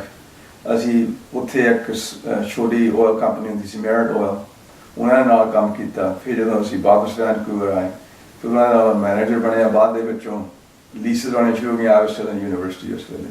ਉਦੋਂ ਬਾਅਦ ਫਿਰ ਇੱਕ ਗੱਲ ਤੋਂ ਲੈ ਕੇ ਦੂਜੀ ਗੱਲ ਸ਼ੁਰੂ ਹੋ ਗਈ। ਸਫਰ ਉੱਥੇ ਤੋਂ ਅੱਗੇ ਵੱਧਦੇ ਗਿਆ। ਦੈਟਸ ਰਾਈਟ, ਯਾ। ਤੇ ਤੁਹਾਡੀ ਆਪਣੀ ਫੈਮਿਲੀ ਦੇ ਵਿੱਚ ਕਿੰਨੇ ਬੱਚੇ ਹਨ ਜਾਂ ਵਾਈਫ ਦੇ ਨਾਲ ਤੁਸੀਂ ਕਿਹੜਾ ਕਿ ਵਿਕਟੋਰੀਆ ਗਏ? ਜਾਂ ਸਾਡੇ 3 ਬੱਚੇ ਆ, 2 ਲੜਕੀਆਂ, 1 ਲੜਕਾ। They're all in their late 20s, early 30s। ਤੇ ਤੁਹਾਡੀ ਕੋਮਾਗਾਟਾ ਮਾਰੂ ਜਿਹੜਾ ਹਾਦਸਾ ਵਾਪਰਿਆ ਸੀਗਾ 1914 ਦੇ ਵਿੱਚ, ਤੁਹਾਡੇ ਉਸ ਬਾਰੇ ਕੀ ਵਿਚਾਰ? ਕੋਮਾਗਾਟਾ ਮਾਰੂ ਕਾਫੀ ਜਿਹਦਾ ਡਿਫਾਈਨਿੰਗ ਮੂਮੈਂਟ ਹੈ ਕੈਨੇਡੀਅਨ ਹਿਸਟਰੀ ਦੇ ਵਿੱਚ। ਸਾਡੀ ਕਮਿਊਨਿਟੀ ਦਾ ਐਕਸਪੀਰੀਅੰਸ ਕੀ ਆ, ਜਦੋਂ 60s ਦੇ ਵਿੱਚ ਸਪੈਸ਼ਲੀ 70s ਦੇ ਵਿੱਚ ਮੇਰੀ ਫੈਮਿਲੀ ਦਾ ਰੋਲ ਕਾਫੀ ਰਿਹਾ ਪਹਿਲੇ ਦਿਨ ਤੋਂ ਸਾਡੀ ਕਮਿਊਨਿਟੀ ਦੇ ਇਸ਼ੂਜ਼ ਦੇ ਬਾਰੇ ਮੈਂ ਤੁਹਾਨੂੰ ਇੱਕ ਐਗਜ਼ਾਮਪਲ ਦੇ ਸਕਦਾ 1951 ਤੱਕ ਕੋਈ ਵੀ ਰੈਗੂਲੇਸ਼ਨ ਅਸੀਂ ਸੀਗਾ ਜਿੱਥੇ ਕਲੀਅਰਲੀ ਲੱਗਦਾ ਸੀਗਾ ਪਤਾ ਕਿ ਇੰਡੀਆ ਤੋਂ ਕਿੰਨੇ ਬੰਦੇ ਆ ਸਕਦੇ ਆ ਸਾਲ ਵਿੱਚ ਮੇਰੇ ਫੁੱਫੜ ਜੀ ਤੇ 2 ਜਣੇ ਹੋਰ 51 ਦੇ ਵਿੱਚ ਆੜਵਾ ਨੂੰ ਗਏ ਉਸ ਵੇਲੇ ਦਾ ਜਿਹੜਾ ਇਮੀਗ੍ਰੇਸ਼ਨ ਮਿਨਿਸਟਰ ਸੀਗਾ ਉਹਨੂੰ ਮਿਲਣ ਵਾਸਤੇ ਸੋ ਉਸ ਮੀਟਿੰਗ ਤੋਂ ਬਾਅਦ ਕੈਨੇਡੀਅਨ ਗਵਰਨਮੈਂਟ ਨੇ ਇਹ ਐਲਾਨ ਕੀਤਾ ਕਿ ਅਸੀਂ 150 ਬੰਦਾ ਇੰਡੀਆ ਤੋਂ ਹਰ ਇੱਕ ਸਾਲ ਆਉਣ ਦੇਵਾਂਗੇ रिस्ट्रिक्शन आती थी ਜਿੱਦਾਂ ਪਹਿਲਾਂ ਤਾਂ ਆਲਮੋਸਟ ਬੰਦੇ ਸੀਗਾ ਥੋੜੇ ਬੰਦੇ ਆਏ ਆ 1914 ਤੋਂ ਲੈ ਕੇ 1947 ਤੱਕ ਥੋੜੇ ਜਿਹੇ ਬੰਦੇ ਆਏ ਆ ਪਰ ਫਿਰ ਉਹਨਾਂ ਨੇ ਕਿਹਾ ਕਿ ਅਸੀਂ 150 ਬੰਦਾ ਸਾਲ ਦਾ ਆਉਣ ਦੇਵਾਂਗੇ 150 ਉਹਨਾਂ ਨੇ ਕਿਹਾ ਕਿ ਅਸੀਂ ਪਾਕਿਸਤਾਨ ਦਾ ਕਰਾਂਗੇ ਤਾਂ ਫਿਰ 1953 1.5 ਸਾਲ ਬਾਅਦ ਉਸ ਵੇਲੇ ਗਵਰਨਮੈਂਟ ਨੇ ਅਫੀਸ਼ਲੀ ਕਰ ਦਿੱਤਾ ਕਿ ਅਸੀਂ 300 ਬੰਦਾ ਇੰਡੀਆ ਤੋਂ ਆਉਣ ਦੇਵਾਂਗੇ ਹਰ ਇੱਕ ਸਾਲ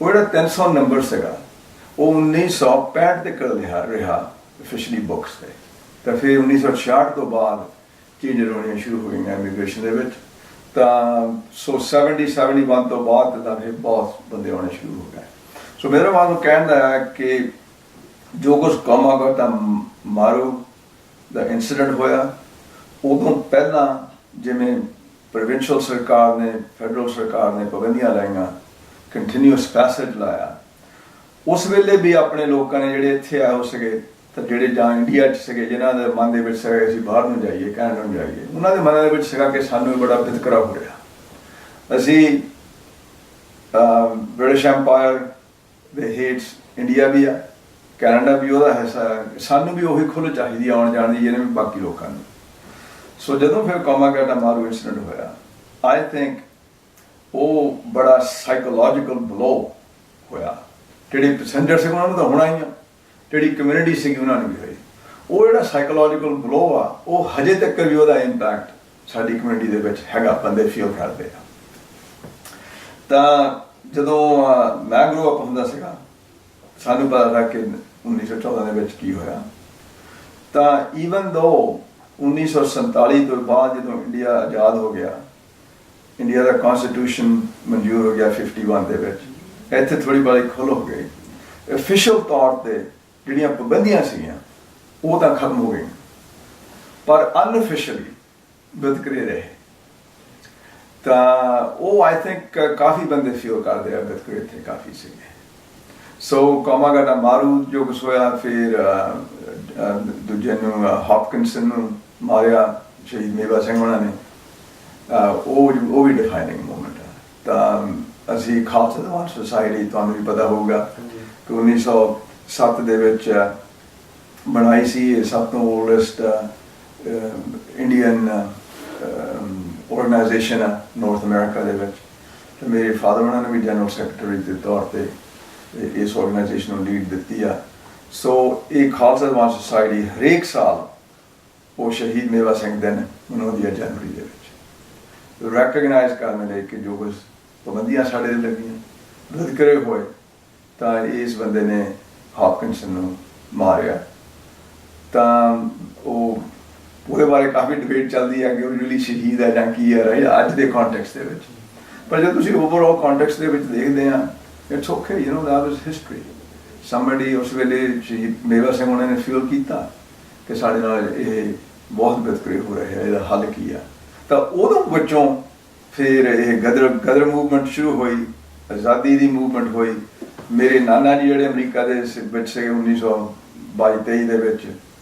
ਉਹ ਵੀ ਇੱਦਾਂ ਦੀਆਂ ਮੂਵਮੈਂਟਸ ਦੇ ਵਿੱਚ ਵਾਪਸ ਗਏ ਸੋ ਦੋਹਾਂ ਪਾਸਾਂ ਮੇਰੇ ਫੈਮਿਲੀ ਮੇਰੇ ਫਾਦਰ ਉਹਨਾਂ ਦੀ ਫੈਮਿਲੀ ਤਾਂ ਮੇਰੀ ਮਦਰ ਉਹਨਾਂ ਦੀ ਫੈਮਿਲੀ ਇਹਨਾਂ ਨੇ ਆਜ਼ਾਦੀ ਲਹਿਰ ਦੇ ਵਿੱਚ ਕਾਫੀ ਕੰਮ ਕੀਤੇ ਸੋ ਆਈ ਥਿੰਕ ਕੋਮਾਗਾਟਾ ਮਾਰੂ ਜੋ ਕੁਛ ਹੋਇਆ ਉਸ ਵੇਲੇ ਉਹਦੇ ਹਜੇ ਵੀ ਰੈਪਰਕਸ਼ਨਸ ਹੈਗੇ ਆ ਪਰ ਚੰਗੀ ਗੱਲ ਇਹ ਆ ਕਿ ਗਵਰਨਮੈਂਟ ਨੇ ਵੀ ਰੈਕਗਨਾਈਜ਼ ਕੀਤਾ ਕਿ ਵਿਤਕਰਾ ਹੋਇਆ ਇੱਕ ਤਰ੍ਹਾਂ ਉਹਨਾਂ ਨੇ ਅਪੋਲੋਜੀ ਵੀ ਕੀਤੀ ਪ੍ਰੋਵਿੰਸ਼ੀਅਲ ਲੈਜਿਸਲੇਚਰ ਦੇ ਵਿੱਚ ਵੀ ਗਵਰਨਮੈਂਟ ਨੇ ਇਹ ਮੰਨਿਆ ਕਿ ਵਿਤਕਰਾ ਹੋਇਆ ਬਹੁਤ ਤਾਂ ਹੁਣ ਮਿਊਜ਼ੀਅਮ ਵੀ ਬਣੇ ਆ, ਕਈ ਡਰਾਮੇਜ਼ ਵੀ ਹੋਏ ਆ। ਸੋ ਆਈ ਥਿੰਕ ਉਹਦੀ ਮੈਮਰੀ ਹੈਗੀ ਆ। ਤਾਂ ਪਰ ਜਿਹੜੇ ਯੰਗ ਬੰਦੇ ਆਏ ਆ ਹੁਣ ਜਾਂ ਜਿਨ੍ਹਾਂ ਦੇ ਜਨਮ ਇੱਥੇ ਆ, ਉਹ ਬਾਹਰ ਰੱਖ ਗਏ ਜਦੋਂ ਉਹਨਾਂ ਨੂੰ ਬਾਰੇ ਕੋਈ ਪਤਾ ਨਹੀਂ ਇਹਦੇ ਬਾਰੇ ਕੀ ਆ। ਇਹ ਵਾਪਰੇ ਸੀਗਾ 1914 ਦੇ ਵਿੱਚ। ਸੋ ਜ਼ਾਹਿਰ ਦੀ ਗੱਲ ਹੈ ਕਿ ਜਿੱਦਾਂ ਜਿੱਦਾਂ ਅੱਗੇ ਸਮਾਂ ਵਧ ਰਿਹਾ ਸੀਗਾ ਲੋਕੀ ਉਸ ਬਾਰੇ ਗੱਲ ਕਰਦੇ ਹੋਣਗੇ। ਜੇ ਤੁਸੀਂ ਛੋਟੇ ਸੀਗੇ ਉਦੋਂ ਵੀ ਤੁਹਾਨੂੰ ਸੁਣਨ ਬਾਰੇ ਮਿਲਦਾ ਸੀਗਾ ਇਸ ਕਾਫੀ? ਉਦੋਂ ਮੈਂ ਇੱਦਾਂ ਕਹਿ ਸਕਦਾ ਕਿਉਂਕਿ ਸਾਡੀ ਫੈਮਿਲੀ ਗੁਰਦੁਆਰੇ ਦੇ ਵਿੱਚ ਕਾਫੀ ਇਨਵੋਲਵ ਸੀ, ਖਾਲਸਾ ਦੀਵਾਨ ਸੁਸਾਇਟੀ ਦੇ ਵਿੱਚ। ਇਹ ਆਪਾਂ ਨੂੰ ਸਾਰਿਆਂ ਨੂੰ ਪਤਾ ਸੀਗਾ ਕਿ ਵਿਤਕਰੇ ਹੋਇਆ। ਪਰ 70s ਤੱਕ ਵੀ, ਈਵਨ अर्ਲੀ 80s ਤੱਕ ਵੀ ਆਪਾਂ ਕਹਿ ਸਕਦੇ ਹਾਂ ਕਿ ਮਾੜਾ ਮੋਟਾ ਜਿੱਦਾਂ ਸਟਿਲ ਮਾੜਾ ਮੋਟਾ ਨਹੀਂ ਪਰ ਕਾਫੀ ਹਜੇ ਜਿੱਦਾਂ ਆਪੋਜੀਸ਼ਨ ਨੈਗੇਟਿਵ ਫੀਲਿੰਗ ਸੀਗੇ ਆਪਣੀ ਪਿੰਡੀ ਦੇ ਬਾਰੇ ਗੋਰਿਆਂ ਦੇ ਵਿੱਚ। ਸੋ ਉਹ ਬੰਦੇ ਫੀਲ ਕਰਦੇ ਹੁੰਦੇ ਸੀਗੇ ਕਿ ਵੀ ਸਾਨੂੰ ਕਿਉਂ ਇੱਦਾਂ ਟ੍ਰੀਟ ਕੀਤਾ ਜਾਂਦਾ। ਸੋ ਉਹ it's all linked back to 1904-05 ਫਿਰ ਕਾਮਾਗਾੜਾ ਮਾਰੂ ਤੱਕ 1947 ਤੱਕ ਦਾ ਤੁਸੀਂ ਇੱਥੇ ਕੋਈ ਇੰਜੀਨੀਅਰ ਨਹੀਂ ਸੀ ਬਣ ਸਕਦਾ, ਕੋਈ ਡਾਕਟਰ ਨਹੀਂ ਸੀ ਬਣ ਸਕਦਾ, ਕੋਈ ਵਕੀਲ ਨਹੀਂ ਸੀ ਬਣ ਸਕਦਾ। ਸੋ ਉਹ ਵਿਤਕਰੇ ਸੀਗੇ। ਸੋ ਜਿਨ੍ਹਾਂ ਦਾ ਜਨਮ ਇੱਥੇ 1940-47 ਤੱਕ ਹੋਇਆ ਉਹਨਾਂ ਨੂੰ ਫੁੱਲ ਯਾਦ, ਉਹਨਾਂ ਦੇ ਨਿਆਣਿਆਂ ਨੂੰ ਯਾਦ ਆ ਕਿ ਮੇਰਾ ਬਾਪ ਯੂਨੀਵਰਸਿਟੀ ਨਹੀਂ ਸੀ ਜਾ ਸਕਦਾ। So it's kind has carried on forward. ਤਾਂ ਇਹ ਚੇਂਜ ਆਈ ਕਿੱਦਾਂ? ਇਸ ਬਾਰੇ ਤੁਹਾਨੂੰ ਕੁਝ ਨੌਲੇਜ ਹੈ ਕਿ ਕਿੱਦਾਂ ਸਮੇਂ ਤੋਂ ਬਾਅਦ ਗਵਰਨਮੈਂਟ ਨੇ ਕਿਹਾ ਕਿ ਕੋਈ ਨਹੀਂ ਮਤਲਬ ਯੂਨੀਵਰਸਿਟੀ ਜਾ ਸਕਦੇ, ਕਿ ਲੋਕਾਂ ਨੇ ਹੱਕ ਲਈ ਫਾਈਟ ਕੀਤੀ ਕਿ ਗਵਰਨਮੈਂਟ ਨੇ ਆਪ ਹੀ ਸੋਚਿਆ? ਨੋ, ਲੋਕਾਂ ਨੇ ਹੱਕ ਲਈ ਫਾਈਟ ਕੀਤੀ। ਸੋ ਜਦੋਂ ਆਪਾਂ ਸਪੈਸ਼ਲੀ ਵੈਨਕੂਵਰ ਦੀ ਗੱਲ ਕਰਦੇ ਹਾਂ, ਜਿਹੜੀ ਆਪਣੀ ਪੰਜਾਬੀ ਸਪੈਸ਼ਲੀ ਸਿੱਖ ਕਮਿਊਨਿਟੀ ਆ, ਸਾਡਾ ਰੋਲ ਕਾਫੀ ਆ ਕਿ ਇੱਕ ਤਾਂ ਜਿਹੜੇ ਇੱਦਾਂ ਦੇ ਮਾੜੇ ਲਾ ਸੀਗੇ ਜਿੱਥੇ ਮਾਈਨੋਰਿਟੀਜ਼ ਦੇ ਨਾਲ ਵਿਤਕਰੇ ਸੀਗੇ, ਉਹਨਾਂ ਨੂੰ ਖਤਮ ਕਰਨ ਦੇ ਲਈ ਸਾਡੀ ਕਮਿਊਨਿਟੀ ਦਾ ਰੋਲ ਹੈਗਾ। ਐਡਵੋਕੇਸੀ ਸੀਗੀ। ਖਾਲਸਾ ਦੀਵਾਨ ਸੁਸਾਇਟੀ ਸਾਰੀ ਇੰਡੀਅਨ ਪਾਪੂਲੇਸ਼ਨ ਦੀ ਬਾਡੀ ਸੀ, ਜਿਹੜੀ ਬੇਸਿਕ ਸਪੋਕਸ ਬਾਡੀ ਸੀਗੀ ਕੈਨੇਡਾ ਦੇ ਵਿੱਚ, ਕਿ ਜਿਹੜੇ ਸਾਡੇ ਨਾਲ ਵਿਤਕਰੇ ਹੋ ਸਕਦੇ ਆ ਉਹਨਾਂ ਨੂੰ ਕਿੱਦਾਂ ਹਟਾਉਣਾ ਆ।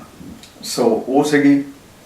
ਇਵੇਂ ਹੀ ਜਿਹੜੇ ਪੰਜਾਬੀ ਸਿੱਖ ਇੱਥੇ ਬੈਠੇ ਸੀਗੇ ਉਸ ਵੇਲੇ ਮੁਸਲਮਾਨ ਹਿੰਦੂ ਵੀ ਸੀਗੇ, ਜਦੋਂ ਹਿੰਦੁਸਤਾਨ ਦੇ ਅੰਗਰੇਜ਼ ਦੇ ਕੰਟਰੋਲ ਦੇ ਵਿੱਚ ਸੀਗਾ ਕਿ ਆਪਾਂ ਜਾ ਕੇ ਤੇ ਇਹਨੂੰ ਆਜ਼ਾਦ ਕਰੀਏ। ਸੋ ਕਮਿਊਨਿਟੀ ਦੇ ਵਿੱਚ ਇੱਦਾਂ ਦੀ ਫੀਲਿੰਗ ਦਾ ਮੂਵਮੈਂਟ ਹੈਗੀ ਆ। ਹਜੇ ਤੱਕ ਵੀ ਕਈ ਗੱਲਾਂ ਚੱਲ ਰਹੀਆਂ ਜਿਹੜੀਆਂ ਇੰਡੀਆ ਦੇ ਵਿੱਚ ਹੋ ਰਹੀਆਂ, ਜਿਹੜੇ ਆਪਣੇ ਬੰਦੇ ਫੀਲ ਕਰਦੇ ਆ ਕਿ ਬਈ ਸਾਨੂੰ ਇਹਦੇ ਲਈ ਫਾਈਟ ਕਰਨੀ ਚਾਹੀਦੀ ਆ, ਚੇਂਜਸ ਹੋਣੇ ਲਈ। ਇੰਡੀਆ 'ਚ ਵੀ ਵਿਤਕਰੇ ਹੋ ਰਹੇ ਆ, ਉਹ ਵੀ ਖਤਮ ਹੋਣੇ ਚਾਹੀਦੇ ਆ। ਸੋ ਕਾਫੀ ਬੰਦਿਆਂ ਦੇ ਜਿਨ੍ਹਾਂ ਦੇ ਨਾਂ ਹੈਗੇ ਆ, ਜਿਨ੍ਹਾਂ ਨੇ ਫਾਰਮਲ ਤੌਰ 'ਤੇ ਗਵਰਨਮੈਂਟ ਨੂੰ ਅਪਰੋਚ ਕੀਤਾ, ਹੋਰ ਆਰਗੇਨਾਈਜੇਸ਼ਨਸ ਨੂੰ ਅਪਰੋਚ ਕੀਤਾ। ਉੱਧਰੋਂ ਜਿਹੜੀ CCF ਸੀਗੀ ਤਾਂ NDP, ਉਹਨਾਂ ਨੇ ਵੀ ਸਾਡੀ ਕਮਿਊਨਿਟੀ ਦੀ ਹੈਲਪ ਕੀਤੀ ਆ ਕਿ ਜਿਹੜੇ ਵਿਤਕਰੇ ਆ ਇਹ ਹਟਣੇ ਚਾਹੀਦੇ ਆ। ਸੋ ਇੱਥੇ ਪੋਲੀਟੀਕਲ ਕੌਨਸ਼ੀਅਸਨੈਸ ਅਵੇਅਰਨੈਸ ਵੀ ਆਈ ਕਿ ਜਿਹੜੀਆਂ ਮਿਨੋਰਿਟੀਜ਼ ਆ ਉਹਨਾਂ ਨੂੰ ਵੀ ਸੇਵੇਂ ਹੱਕ ਚਾਹੀਦੇ ਆ। ਸੋ ਆਈ ਥਿੰਕ ਜਿੱਦਾਂ ਪ੍ਰੋਗਰੈਸਿਵ ਇਹੀ ਅਪਰੋਚ, ਐਵੋਲੂਸ਼ਨਰੀ ਅਪਰੋਚ ਤੁਹਾਡੀ ਕੌਨਸ਼ੀਅਸਨੈਸ ਦੇ ਵਿੱਚ ਜਦੋਂ ਆਉਂਦੀ ਆ, ਉਦੋਂ ਬੰਦੇ ਫੀਲ ਕਰਨਾ ਸ਼ੁਰੂ ਕਰ ਦਿੰਦੇ ਆ ਕਿ ਵੀ ਉਹ ਵੀ ਇਨਸਾਨ ਹੀ ਆ ਸਾਡੇ ਅੰਦਰ, ਅਸੀਂ ਕਿਉਂ ਵਿਤਕਰੇ ਕਰੀਏ। ਪਰ ਸਾਡੀ ਕਮੇਟੀ ਦਾ ਰੋਲ ਹੈਗਾ ਇਹ ਹੱਕ ਲੈਣ ਦਾ। ਤੇ ਕੋਮਾਗਾਟਾ ਮਾਰੂ ਦਾ ਮੈਂ ਤੁਹਾਡੇ ਪਰਸਨਲ ਲਾਈਫ ਤੇ ਪੁੱਛਣਾ ਚਾਹਾਂਗਾ ਕਿ 1914 ਦੇ ਵਿੱਚ ਜਦੋਂ ਕੋਮਾਗਾਟਾ ਮਾਰੂ ਆਇਆ ਸੀਗਾ, ਸਰਕਾਰ ਨੇ ਸ਼ਿਪ ਇੱਥੇ ਆਉਣ ਨਹੀਂ ਦਿੱਤਾ। ਈਵਨ ਰਾਸ਼ਨ ਤੱਕ ਉਹਨਾਂ ਨੂੰ ਪਹੁੰਚਾਉਣ ਦੀ ਉਹਨਾਂ ਨੇ ਮਨਾ ਕੀਤਾ ਉਹਨਾਂ ਨੂੰ। ਤੇ ਬੇਸਿਕਲੀ ਉਹਨਾਂ ਦੀ ਆਵਾਜ਼ ਸੁਣੀ ਨਹੀਂ ਜਾਂਦੀ ਸੀਗੀ, ਕੁਝ ਵੀ ਕਰਨ ਲਈ ਉਹ ਅਲਾਉ ਨਹੀਂ ਸੀਗਾ ਉਹਨਾਂ ਨੂੰ। ਬਟ ਹੁਣ ਜਿੱਦਾਂ ਤੁਸੀਂ ਫਿਰ ਆਪਣਾ ਇੱਥੇ ਬਿਜ਼ਨਸ ਸ਼ੁਰੂ ਕੀਤਾ, ਐਸਟੈਬਲਿਸ਼ ਕੀਤਾ ਇੱਕ ਤੋਂ ਬਾਅਦ ਇੱਕ, ਤੁਸੀਂ ਉਸ ਬਾਰੇ ਕੀ ਕਹਿਣਾ ਚਾਹੋਗੇ? ਕਿ ਇੱਕ ਤਾਂ ਸਮਾਂ ਸੀਗਾ ਕਿ ਉਹਨਾਂ ਨੂੰ ਇੱਥੇ ਆ ਨਹੀਂ ਦਿੱਤਾ ਜਾਂਦਾ ਸੀਗਾ, ਇੱਕ ਤੁਸੀਂ ਸੀਗੇ ਕਿ ਮਤਲਬ ਇੱਥੇ ਇੱਕ ਤੋਂ ਬਾਅਦ ਇੱਕ ਕਾਫੀ ਐਸਟੈਬਲਿਸ਼ਮੈਂਟ ਕੀਤੀ, ਆਪਣਾ ਨਾਮ ਇੱਥੇ ਪੰਜਾਬੀ ਕਮਿਊਨਿਟੀ ਦਾ ਕਾਫੀ ਗਰੋ ਕੀਤਾ, ਇੱਕ ਐਪੀਟੋਮ ਬਣੇ ਪੰਜਾਬੀ ਕਮਿਊਨਿਟੀ ਲਈ। ਉਸ ਬਾਰੇ ਕੀ ਕਹਿਣਾ ਚਾਹੋਗੇ ਕਿ ਕਿੱਦਾਂ?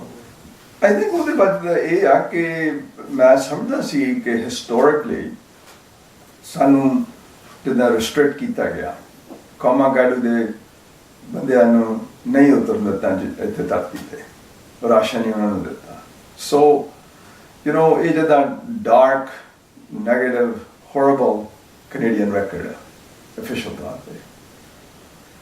ਸੋ ਜਦੋਂ ਤੁਸੀਂ ਉਸ ਕਮਿਊਨਿਟੀ ਦੇ ਮੈਂਬਰ ਆ ਜਿੱਥੇ ਤੁਹਾਡੀ ਬੰਦਿਆਂ ਦੇ ਨਾਲ ਇੱਦਾਂ ਦੇ ਵਿਤਕਰੇ ਹੋਏ ਆ, ਆਈ ਥਿੰਕ ਆਮ ਇਨਸਾਨ ਫੀਲ ਕਰਦਾ ਕਿ ਹਿਸਟੋਰਿਕ ਵਿਤਕਰਾ ਸੀਗਾ, ਇਹਨੂੰ ਅਸੀਂ ਓਵਰਕਮ ਕਿੱਦਾਂ ਕਰਨਾ। ਅਸੀਂ ਆਪਣੀ ਤਰੱਕੀ ਪਰਸਨਲ ਕਿੱਦਾਂ ਕਰਨੀ ਆ ਤੇ ਕਮਿਊਨਿਟੀ ਦੀ ਤਰੱਕੀ ਕਿੱਦਾਂ ਕਰਨੀ ਆ। ਸੋ ਮੈਂ ਜਦੋਂ ਮੈਂ ਹਾਈ ਸਕੂਲ ਦੇ ਵਿੱਚ ਸੀਗਾ ਜਾਂ ਯੂਨੀਵਰਸਿਟੀ ਦੇ ਵਿੱਚ ਸੀਗਾ ਮੈਂ ਅਵੇਅਰ ਸੀਗਾ ਇਹਨਾਂ ਗੱਲਾਂ ਦੇ ਬਾਰੇ। ਸੋ ਦੈਨ ਉਦੋਂ ਕਿ ਹੁਣ ਇਹਨੂੰ ਗਾਹਾਂ ਇਹ ਤੋਂ ਗਾਹਾਂ ਕਿੱਥੇ ਨੂੰ ਚੱਲੀਏ, ਅਸੀਂ ਕੀ ਕਰਨਾ।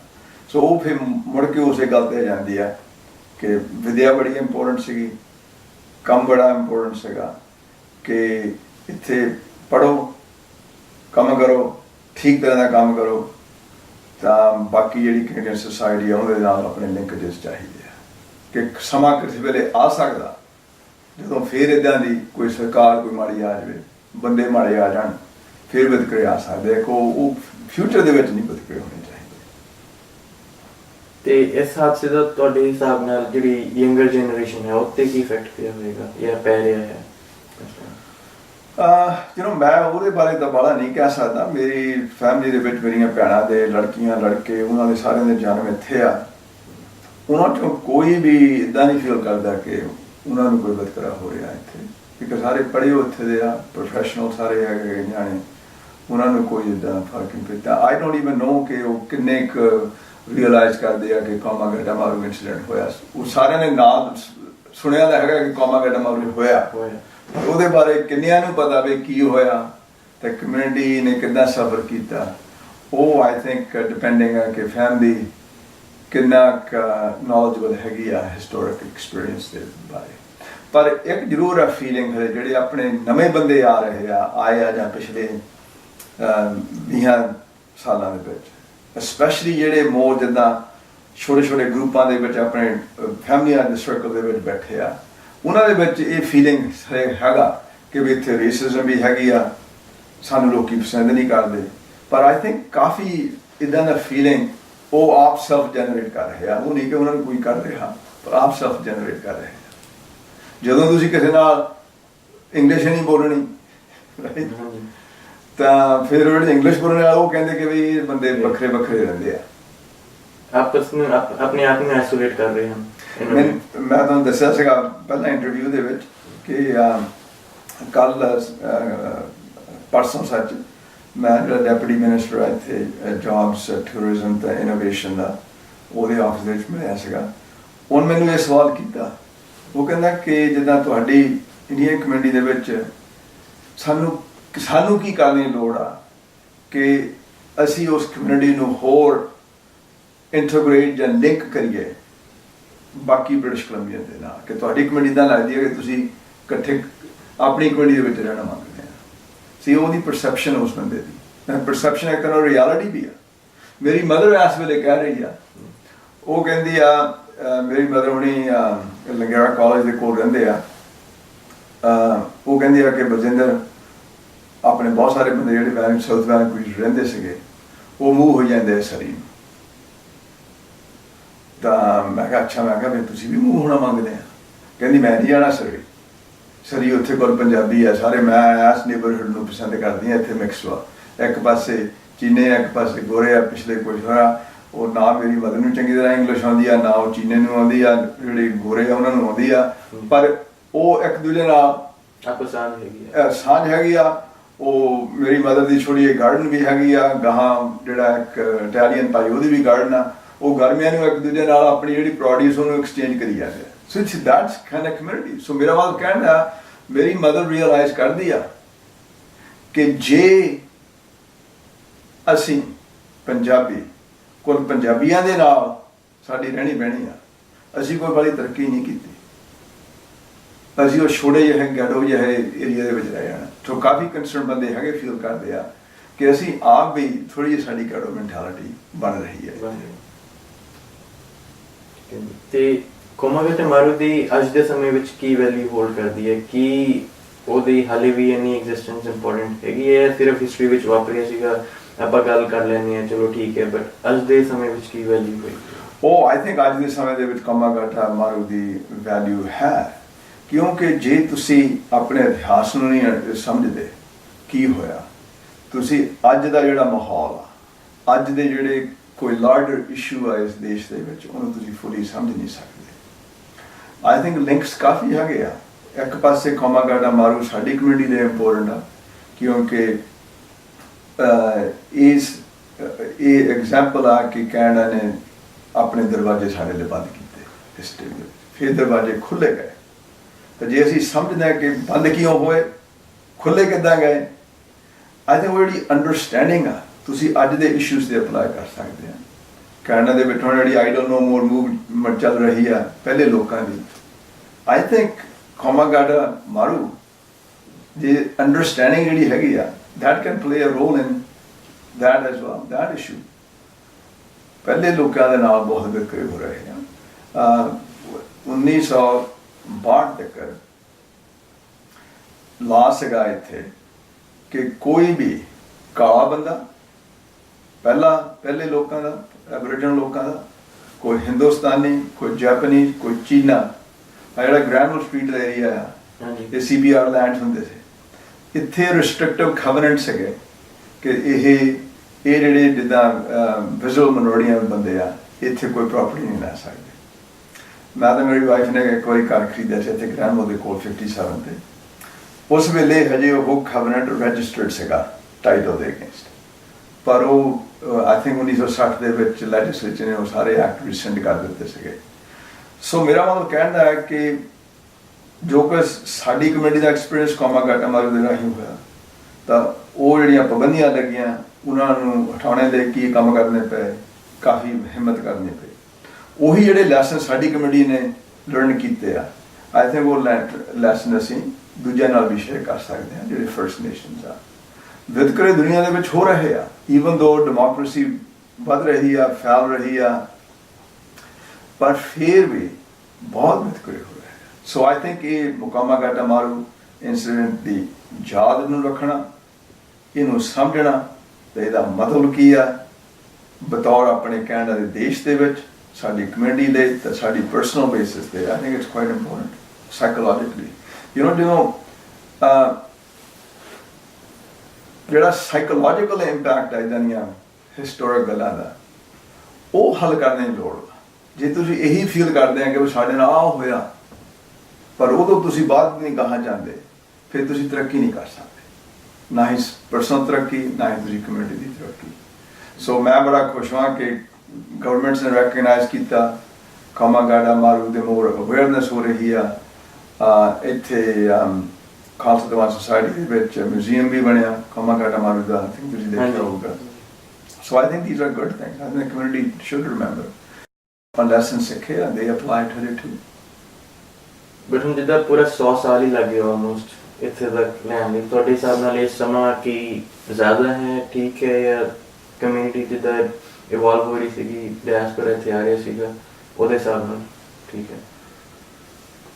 Well, I don't know ਕਿ ਕੋਈ ਇੱਥੇ ਕੋਈ ਫੁਲੀ ਕਰੈਕਟ ਜਾਂ ਠੀਕ ਜਵਾਬ ਹੈਗਾ ਤੁਹਾਡੇ ਸਵਾਲ ਦਾ, ਪਰ ਆਈ ਥਿੰਕ ਇਹ ਇੰਪੋਰਟੈਂਟ ਸਵਾਲ ਆ ਕਿ ਕਿਉਂ ਇੰਨਾ ਚਿਰ ਲੱਗਿਆ। ਆਈ ਡੋਂਟ ਨੋ, ਪਰ ਗੱਲ ਤਾਂ ਇਹ ਆ ਕਿ I think we overcome that. ਸਾਡੀ ਕਮਿਊਨਿਟੀ ਇਸ ਵੇਲੇ ਬੜੀ ਸਕਸੈਸਫੁਲ ਆ ਸਾਰੇ ਸੈਕਟਰਸ ਦੇ ਵਿੱਚ, ਕੈਨੇਡੀਅਨ ਇਕੋਨਮੀ ਦੇ ਵਿੱਚ। ਪਰਹੈਪਸ ਕਈ ਸੈਕਟਰਸ ਦੇ ਵਿੱਚ ਸਾਡੀ ਆਬਾਦੀ ਦੇ ਮੁਤਾਬਕ ਸਾਡਾ ਇਨਫਲੂਐਂਸ ਜ਼ਿਆਦਾ ਆ ਪ੍ਰੋਪੋਰਸ਼ਨੇਟਲੀ। ਸੋ ਆਈ ਥਿੰਕ ਉਹ ਬੜੀਆਂ ਚੰਗੀਆਂ ਗੱਲਾਂ ਆ। ਮੇਬੀ ਜੇ ਪਹਿਲਾਂ ਇਹ ਹੱਲ ਹੋ ਜਾਂਦਾ, ਮੇਬੀ ਹੋਰ ਚੰਗੀਆਂ ਗੱਲਾਂ ਨਿਕਲਦੀਆਂ, ਪਰ that's kind of the political process. ਹੁਣ ਆਪਾਂ ਜਦੋਂ ਇਹਨਾਂ ਦੇਸ਼ਾਂ ਦੀ ਗੱਲ ਕਰਦੇ ਹਾਂ, ਆਈ ਫੀਲ ਇਹਨਾਂ ਦੇਸ਼ਾਂ ਦੇ ਵਿੱਚ ਮੋਰ ਪ੍ਰੋਗਰੈਸਿਵ ਆ। ਇੰਡੀਆ ਦੇ ਵਿੱਚ ਅਸੀਂ ਇੰਡੀਆ ਤੋਂ ਉੱਥੇ ਵਿਤਕਰੇ ਕਿੰਨੇ ਹੋ ਰਹੇ ਆ। ਹਾਂਜੀ, ਉਹ ਹਰੇਕ ਕੰਟਰੀ ਦਾ। That's right. ਹੁਣ ਜਿਹੜਾ ਦੂਜਾ ਹੋਇਆ ਇਨਸੀਡੈਂਟ ਜਲਿਆਂਵਾਲਾ ਬਾਗ ਦਾ, ਦੈਟਸ ਅ ਡਿਫਾਈਨਿੰਗ ਮੂਮੈਂਟ। ਉਹਨੂੰ ਤੁਸੀਂ ਕਦੇ ਵੀ ਚੇਤਾ ਨਹੀਂ ਭੁਲਾ ਸਕਦੇ। ਸੋ ਸੇਮ ਹੈਗੀ ਕੋਮਾਗਾਟਾ ਮਾਰੂ ਦੀ। ਆਈ ਥਿੰਕ ਆਪਣੀ ਕਮਿਊਨਿਟੀ ਨੂੰ ਇਹਦਾ ਚੇਤਾ ਨਹੀਂ ਭੁਲਾਉਣਾ ਚਾਹੀਦਾ। ਠੀਕ ਹੈ, ਇਹ ਤਾਂ ਰਹੀ ਗੱਲ ਕੋਮਾਗਾਟਾ ਮਾਰੂ ਦੀ। ਜਦੋਂ ਤੁਸੀਂ ਦੱਸ ਰਹੇ ਸੀ ਕਿ ਤੁਹਾਡੇ ਪੇਰੈਂਟਸ ਨੇ ਤੁਹਾਨੂੰ ਦੱਸਿਆ ਕਿ ਸਿਖਾਇਆ ਕਿ ਕਮਿਊਨਿਟੀ ਦੀ ਇਨਵੋਲਵਮੈਂਟ ਹੋਣੀ ਚਾਹੀਦੀ ਹੈ, ਵੈਸੇ ਕਮਿਊਨਿਟੀ ਦੇ ਵਿੱਚ ਤੁਹਾਡੀ ਕੀ ਇਨਵੋਲਵਮੈਂਟ ਹੈ? ਤੁਸੀਂ ਕਿੱਦਾਂ ਆਪਣੀ ਕਮਿਊਨਿਟੀ ਲਈ ਕੀ ਕੰਮ ਕਰ ਰਹੇ ਹੋ? ਕੰਮ ਜਿੱਦਾਂ ਮੈਂ ਤੁਹਾਨੂੰ ਦੱਸਿਆ ਆਲਰੇਡੀ, ਮੇਰੀ ਫੈਮਿਲੀ ਦਾ ਐਕਸਪੀਰੀਅੰਸ, ਮੈਂ ਕਿਵੇਂ ਬੰਦਿਆਂ ਨੂੰ ਹੱਸ ਕੇ ਕਹਿਣਾ ਹੁੰਦਾ, ਮੈਂ ਕਿਹਾ ਕਿ ਤੁਹਾਨੂੰ ਸਾਡਾ ਧੰਨਵਾਦ ਕਰਨਾ ਚਾਹੀਦਾ ਕਿ ਮੇਰੇ ਫੁੱਫੜ ਜੀ ਉਹਨਾਂ ਨੇ ਰਸਤਾ ਖੋਲ੍ਹਿਆ ਇੱਥੇ। ਫਿਰ ਮੇਰੀ ਫੈਮਿਲੀ ਗੁਰਦੁਆਰੇ ਕਾਫੀ ਗੁਰਦੁਆਰੇ ਜਿਹੜੇ BC ਦੇ ਵਿੱਚ ਸਟੈਬਲਿਸ਼ ਹੋਏ ਆ, ਉਹ ਮੇਰੇ ਫੁੱਫੜ ਜੀ ਦਾ, ਮੇਰੇ ਫਾਦਰ ਉਹਨਾਂ ਦਾ, ਸਾਡੇ ਤਾਇਆ ਜੀ ਦਾ ਰੋਲ ਆ। ਖਾਲਸਾ ਦੀਵਾਨ ਸੁਸਾਇਟੀ ਜਿਹੜੀ ਵੈਨਕੂਵਰ ਦੀ ਸੀ, ਮੇਰੇ ਫਾਦਰ ਨੇ ਜਨਰਲ ਸੈਕਟਰੀ ਸੀਗੇ 74-75 ਦੇ ਵਿੱਚ। ਤਾਂ ਉਸ ਵੇਲੇ ਵੀ ਇੱਕ ਯੂਨੀਕ ਜਿਹੀ ਗੱਲ ਹੋਈ। ਐਬਟਸਫੋਰਡ ਜਿਹੜੀ ਖਾਲਸਾ ਦੀਵਾਨ ਸੁਸਾਇਟੀ ਆ, ਉਸ ਗੁਰਦੁਆਰਾ ਜਿਹੜਾ ਹਿਸਟੋਰਿਕ ਗੁਰਦੁਆਰਾ ਉੱਥੇ, ਉਹਦਾ title, property title Khalsa Diwan society Vancouver ਦੇ ਕੋਲ ਹੁੰਦਾ ਸੀਗਾ। ਉਹ ਆਟੋਨਮੀ ਚਾਹੁੰਦੇ ਸੀਗੇ। ਸੋ ਉਹ ਆਟੋਨਮੀ ਦਾ ਟਾਈਟਲ ਟ੍ਰਾਂਸਫਰ ਮੇਰੇ ਜਦੋਂ ਫਾਦਰ ਹੋਣੀ ਸੀਗੇ, ਉਹ ਉਹਨਾਂ ਦੀ ਟੈਨਿਓਰ ਦੇ ਵਿੱਚ ਹੋਇਆ। ਰੈਕਗਨਾਈਜੇਸ਼ਨ ਇਹ ਸੀਗੀ ਕਿ ਵੀ ਇਹ ਵੀ ਸੁਸਾਇਟੀ ਐਬਟਸਫੋਰਡ ਦੀ ਵੀ ਹਿਸਟੋਰਿਕ ਆ, ਇਹ ਗੁਰਦੁਆਰਾ ਇਹਨਾਂ ਨੂੰ ਬਿਲੋਂਗ ਕਰਦਾ। So let that society kind of grow the way they want to go. ਸੋ ਉੱਥੋਂ ਅਸੀਂ ਕੰਟੀਨਿਊ ਕਰਦੇ। ਸੋ ਸਾਡਾ, ਮੈਂ ਕੀ ਕਮਿਊਨਿਟੀ ਦਾ ਕਰ ਰਿਹਾ, ਆਈ ਥਿੰਕ ਕਈ ਗੱਲਾਂ ਆ। ਇੱਕ ਤਾਂ ਇਹ ਆ ਕਿ ਕਮਿਊਨਿਟੀ ਦੇ ਵਿੱਚ ਈਵਨ ਦੋ ਕੰਮ ਅਸੀਂ ਸਟੈਬਲਿਸ਼ ਕੀਤਾ ਇੰਡੀਆ ਦੇ ਵਿੱਚ, ਪੰਜਾਬ ਦੇ ਵਿੱਚ, ਪਰ ਉਹਦਾ ਫਾਇਦਾ ਇੱਥੇ ਹੋ ਰਿਹਾ। ਉਹ ਇਹ ਆ ਕਿ 1980 ਦੇ ਵਿੱਚ ਮੇਰੇ ਫਾਦਰ, ਸਾਡੀ ਫੈਮਿਲੀ ਨੇ Guru Nanak mission medical educational trust Tahan Kaleran ਦੇ ਵਿੱਚ ਸ਼ੁਰੂ ਕੀਤਾ, ਜਿਹਦੇ ਰਾਹੀਂ ਅਸੀਂ ਪਹਿਲੀ ਕੈਨੇਡੀਅਨ ਯੂਨੀਵਰਸਿਟੀ ਦੇ ਨਾਲ ਪਾਰਟਨਰਸ਼ਿਪ ਹੋਈ ਇੰਡੀਆ ਦੇ ਵਿੱਚ, UBC ਦੇ ਨਾਲ। ਨਰਸਿੰਗ ਪ੍ਰੋਗਰਾਮ ਅਸੀਂ ਸ਼ੁਰੂ ਕੀਤੇ ਪੰਜਾਬ ਦੇ ਵਿੱਚ 1988 ਤੱਕ। ਕੁੱਲ 2 ਨਰਸਿੰਗ ਡਿਗਰੀ ਗ੍ਰਾਂਟਿੰਗ ਇੰਸਟੀਟਿਊਸ਼ਨ ਸੀਗੀਆਂ। ਤੀਜੀ ਸੀਗੀ ਜਿਹੜੀ PGI ਆ, ਪਰ ਕਿਉਂਕਿ ਯੂਨੀਅਨ ਟੈਰੀਟਰੀ ਉਹ ਪੰਜਾਬ ਦੇ ਵਿੱਚ ਨਹੀਂ ਸੀ ਕਹਿੰਦੇ। ਅਸੀਂ ਇਹ ਜਦੋਂ ਬੈਕਲੌਰੇਟ ਪ੍ਰੋਗਰਾਮ ਸ਼ੁਰੂ ਕੀਤਾ, UBC ਸਕੂਲ ਆਫ ਨਰਸਿੰਗ ਸਾਡੇ ਨਾਲ ਪਾਰਟਨਰ ਬਣੀ। ਮੈਨੂੰ ਬੰਦਿਆਂ ਨੇ ਪੁੱਛਿਆ ਕਿ ਬਈ UBC ਨੂੰ ਤੁਸੀਂ ਕਿੱਦਾਂ ਬਣਾਇਆ? ਮੈਂ ਕਿਹਾ ਅਸੀਂ ਤਾਂ ਬਈ ਬਣਾਣੇ, ਅਸੀਂ ਉਹਨਾਂ ਕੋਲ ਗਏ ਹਾਂ ਕਿ ਅਸੀਂ ਪੰਜਾਬ ਦੇ ਵਿੱਚ ਸਪੈਸ਼ਲੀ ਜਿਹੜੇ ਰੂਰਲ ਏਰੀਆ ਆ, ਉੱਥੇ ਦੀਆਂ ਜਿਹੜੀਆਂ ਲੜਕੀਆਂ ਆ, ਉਹਨਾਂ ਨੂੰ ਅਸੀਂ ਵਰਲਡ ਕਲਾਸ ਐਜੂਕੇਸ਼ਨ ਦੇਣਾ ਮੰਗਦੇ। ਤਾਂ ਅਸੀਂ ਉਹਨਾਂ ਕੋਲ ਗਏ ਹਾਂ, ਉਹਨਾਂ ਨੇ ਪਹਿਲਾਂ ਹੰਗਾਰਾ ਨਹੀਂ ਦਿੱਤਾ, ਪਰ ਬਾਅਦ ਹੋਇਆ। ਸੋ ਪਾਰਟਨਰਸ਼ਿਪ ਹੋਈ, ਉਹਦੇ ਰਾਹੀਂ ਇਸ ਵੇਲੇ 1600 ਪੰਜਾਬ ਦੀਆਂ ਕੁੜੀਆਂ ਅਸੀਂ ਨਰਸਿੰਗ ਪ੍ਰੋਗਰਾਮ ਦੇ ਵਿੱਚ ਪੜ੍ਹਾਈਆਂ, ਜਿਨ੍ਹਾਂ ਦੇ ਵਿੱਚੋਂ 200 ਕੁੜੀਆਂ ਇਸ ਵੇਲੇ ਕੈਨੇਡਾ ਦੇ ਵਿੱਚ ਰਹਿ ਰਹੀਆਂ, ਕੋਈ 50 ਰਹਿ ਰਹੀਆਂ ਹੈਗੀਆਂ BC ਦੇ ਵਿੱਚ ਕੰਮ ਕਰਦੀਆਂ। ਸੋ ਇਹ ਸਾਡੀ ਦੇਣ ਹੈਗੀ ਆ ਸਮੁੱਚੀ ਪੰਜਾਬੀ ਕਮਿਊਨਿਟੀ ਨੂੰ। ਇਸ ਵੇਲੇ ਸਾਡੇ ਉਹ ਜਿਹੜਾ ਅਸੀਂ ਐਸਟੈਬਲਿਸ਼ ਕੀਤਾ ਹਸਪੀਟਲ ਨਰਸਿੰਗ ਪ੍ਰੋਗਰਾਮ ਬੜੇ ਚੱਲ ਰਹੇ ਆ, ਉਹ ਅਦਾਰਾ ਕੋਸ਼ਿਸ਼ ਕਰ ਰਿਹਾ ਇਸ ਵੇਲੇ ਕਿ ਅਸੀਂ ਮੈਡੀਕਲ ਕਾਲਜ ਵੀ ਲਾਵਾਂਗੇ। ਤਾਂ ਉਹਦੇ ਵਿੱਚ ਅਸੀਂ ਪੰਜਾਬੀਆਂ ਦੇ ਬਾਰੇ ਸੋਚਦੇ ਸੀ, ਪਰ ਉਹਦੇ ਵਿੱਚ ਬੈਨੀਫਿਟ ਕੈਨੇਡਾ BC ਨੂੰ ਵੀ ਹੋਇਆ। ਉਹ ਸਾਡੀ ਪ੍ਰੀਮੀਅਰ ਨੇ ਵੀ ਰੈਕਗਨਾਈਜ਼ ਕੀਤਾ ਜਦੋਂ 1911 ਦੇ ਵਿੱਚ ਸਾਡੀ ਪ੍ਰੀਮੀਅਰ ਗਈ ਆ। ਸੋ ਇਹ ਸਾਡੀ ਦੇਣ ਆ। ਉਹਦੇ ਰਾਹੀਂ ਬਹੁਤ ਸਾਰੀਆਂ ਫੈਮਲੀਆਂ ਜਿਹੜੀਆਂ ਪੰਜਾਬੀ ਇੱਥੇ ਆ, ਉਹਨਾਂ ਨੂੰ ਫਾਇਦਾ ਹੋਇਆ ਕਿ ਉਹ ਆਪਣੇ ਰਿਸ਼ਤੇਦਾਰਾਂ ਦੀਆਂ ਲੜਕੀਆਂ ਨੂੰ ਉੱਥੇ ਪੜ੍ਹਾ ਸਕਦੇ ਸੀਗੇ। ਤਾਂ ਕਾਫੀ ਕੁੜੀਆਂ ਫੈਮਲੀਆਂ ਉਸ ਕਰਕੇ ਆਈਆਂ। ਹੁਣ ਇਹ ਵੀ ਕਈ ਵਾਰੀ ਤੁਸੀਂ ਦੇਖਦੇ ਆ ਪੰਜਾਬ ਦੇ ਵਿੱਚ, ਤੁਸੀਂ ਜਾਂਦੇ ਆ ਜਿਹੜੀਆਂ ਮੈਟਰਮੋਨੀਅਲ ਐਡਸ ਆ, ਤੁਸੀਂ ਖੋਲ ਕੇ ਉਹਨਾਂ ਨੂੰ ਪੜ੍ਹੋ, ਉਹਦੇ ਵਿੱਚ ਇਹ ਲਿਖਿਆ ਜਾਂਦਾ ਕਿ ਜੀ ਲੜਕਾ ਜਾਂ ਕੋਈ ਲੜਕੀ, ਲੜਕਾ ਆਮ ਤੌਰ ਤੇ ਲੜਕਾ ਕੈਨੇਡਾ ਤੋਂ ਵਸਦੇ ਆ ਰਿਹਾ, ਉਹਨਾਂ ਨੂੰ ਖੂਬਸੂਰਤ ਪੜ੍ਹੀਓ ਲਿਖੀਓ ਲੜਕੀ ਦੀ ਲੋੜ ਆ। ਤਾਂ ਉਹਨਾਂ ਦੀ ਪਸੰਦ ਇਹ ਆ ਕਿ ਕੁੜੀ ਨਰਸਿੰਗ ਡਿਗਰੀ ਹੋਲਡਰ ਹੋਵੇ ਤਾਂ ਟਾਹਾਂ ਕਲੇਰਾਂ ਤੋਂ ਹੋਵੇ। ਸੋ ਇਹ ਐਡਾਂ ਤੁਸੀਂ ਪੜ੍ਹਦੇ ਆ। ਇਹ ਅਸੀਂ ਕੀਤਾ, ਇੱਕ ਤਾਂ ਕਰ ਰਹੇ ਹਾਂ। ਫਿਰ ਪਾਰਟਨਰਸ਼ਿਪਸ ਅਸੀਂ BC ਦੀਆਂ ਯੂਨੀਵਰਸਿਟੀਆਂ ਤਾਂ ਪੰਜਾਬ ਦੀਆਂ ਯੂਨੀਵਰਸਿਟੀ ਵਿੱਚ ਬਣਾ ਰਹੇ ਹਾਂ। ਤਾਂ ਮੇਰੀ ਇਨਵੋਲਵਮੈਂਟ ਇਹ ਵੀ ਆ ਕਿ ਅਸੀਂ 2 ਸਾਲ ਹੋਏ ਆ ਆਟਵਾ ਦੇ ਵਿੱਚ ਜਿਹੜੀ ਖਾਰਲਟਨ ਯੂਨੀਵਰਸਿਟੀ ਆ, ਉੱਥੇ ਅਸੀਂ Canada India centre for excellence in science, technology, trade and public policy ਤੇ ਐਸਟੈਬਲਿਸ਼ ਕੀਤਾ। ਮੈਨੂੰ ਮੇਰੇ 2 ਦੋਸਤ ਸੀਗੇ, ਉਹਨਾਂ ਦਾ ਫੋਨ ਆਇਆ ਕਿ ਕੋਈ ਓਪਰਚੁਨਿਟੀ ਹੈਗੀ ਆ। ਸੋ ਆਏ ਅਸੀਂ, ਮੈਂ ਉਹਨਾਂ ਨੂੰ ਕਿਹਾ ਕਿ ਲੈਟਸ ਡੂ ਇਟ। ਸੋ ਅਸੀਂ ਆਟਵਾ ਦੇ ਵਿੱਚ ਤਦ ਕਰਨਾ ਮੰਗਦੇ ਸੀ ਕਿਉਂਕਿ ਉਹ ਸਾਡੀ ਜਰਨੀ ਕੰਪਲੀਟ ਹੁੰਦੀ ਹੈ। ਮੇਰੇ ਫੁੱਫੜ ਜੀ ਆਟਵਾ ਗਏ, ਮੈਂ ਫਿਰ ਆਟਵਾ ਗਿਆ। ਸੋ ਅਸੀਂ ਉਹ ਸੈਂਟਰ ਐਸਟੈਬਲਿਸ਼ ਕੀਤਾ। ਸੈਂਟਰ ਚੱਲ ਰਿਹਾ। ਅਸੀਂ ਆਟਵਾ ਦੇ ਵਿੱਚ ਇੱਦਾਂ ਦਾ ਸੈਂਟਰ ਬਣਾਉਣਾ ਮੰਗਦੇ ਸੀਗੇ। ਪਹਿਲਾਂ ਉਹ ਸੈਂਟਰ ਦਾ ਅਸੀਂ ਨਾਂ ਚਾਹੁੰਦੇ ਸੀ ਰੱਖਿਆ ਜਾਏ ਡਾਕਟਰ ਮਨਮੋਹਨ ਸਿੰਘ ਉਹਨਾਂ ਦੇ ਨਾਂ ਤੇ, ਪਰ ਕਿਉਂਕਿ ਪ੍ਰੋਟੋਕਾਲ ਇਹ ਕਹਿ ਰਿਹਾ ਕੋਈ ਸਿਟਿੰਗ ਪੋਲੀਟੀਸ਼ੀਅਨ ਜਾਂ ਪ੍ਰਾਈਮ ਮਿਨਿਸਟਰ ਦੇ ਨਾਂ ਤੇ ਤੁਸੀਂ ਰੱਖ ਨਹੀਂ ਸਕਦੇ। ਫਿਰ ਕੋਈ ਕਹਿੰਦਾ ਸੀ ਜੀ ਇਹਨੂੰ ਗਾਂਧੀ ਸੈਂਟਰ ਕੋਈ ਰੱਖੋ। ਮੈਂ ਕਿਹਾ ਕਿ ਗਾਂਧੀ ਸੈਂਟਰ ਨਹੀਂ ਆਪਾਂ ਰੱਖਣਾ, ਰੱਖੀਏ ਆਪਾਂ ਕਹਿੰਦੇ ਇੰਡੀਆ ਸੈਂਟਰ ਫॉर ਐਕਸਲੈਂਸ। ਸੋ ਉਹ ਅਸੀਂ ਸਟੈਬਲਿਸ਼ ਕੀਤਾ, ਉਹ ਚੱਲ ਰਿਹਾ। ਤਾਂ ਹੋਰ ਹੁਣ ਕਈ ਗੱਲਾਂ ਚੱਲ ਰਹੀਆਂ ਜਿੱਥੇ ਦਾ ਆਪਾਂ ਪੰਜਾਬੀ ਬੋਲੀ ਦੀ ਗੱਲ ਕਰਦੇ ਹਾਂ। ਫਾਰਮਲ ਤੌਰ ਤੇ ਜਿਹੜਾ ਪਹਿਲਾ ਪੰਜਾਬੀ ਸਕੂਲ ਖੋਲ੍ਹਿਆ BC ਦੇ ਵਿੱਚ, ਉਹ ਮੇਰੇ ਫਾਦਰ ਉਹਨਾਂ ਨੇ ਖੋਲ੍ਹਿਆ 1974 ਦੇ ਵਿੱਚ, ਖਾਲਸਾ ਦੀਵਾਨ ਸੁਸਾਇਟੀ ਦੇ ਵਿੱਚ। ਅਸੀਂ ਪਹਿਲੇ ਆ ਉਸ ਵੇਲੇ ਜਦੋਂ ਅਸੀਂ ਇੰਗਲਿਸ਼ ਕਲਾਸਿਸ ਸ਼ੁਰੂ ਕੀਤੀਆਂ, ਜਿਹੜੇ ਨਵੇਂ ਇਮੀਗ੍ਰੈਂਟ ਆ ਰਹੇ ਸੀਗੇ।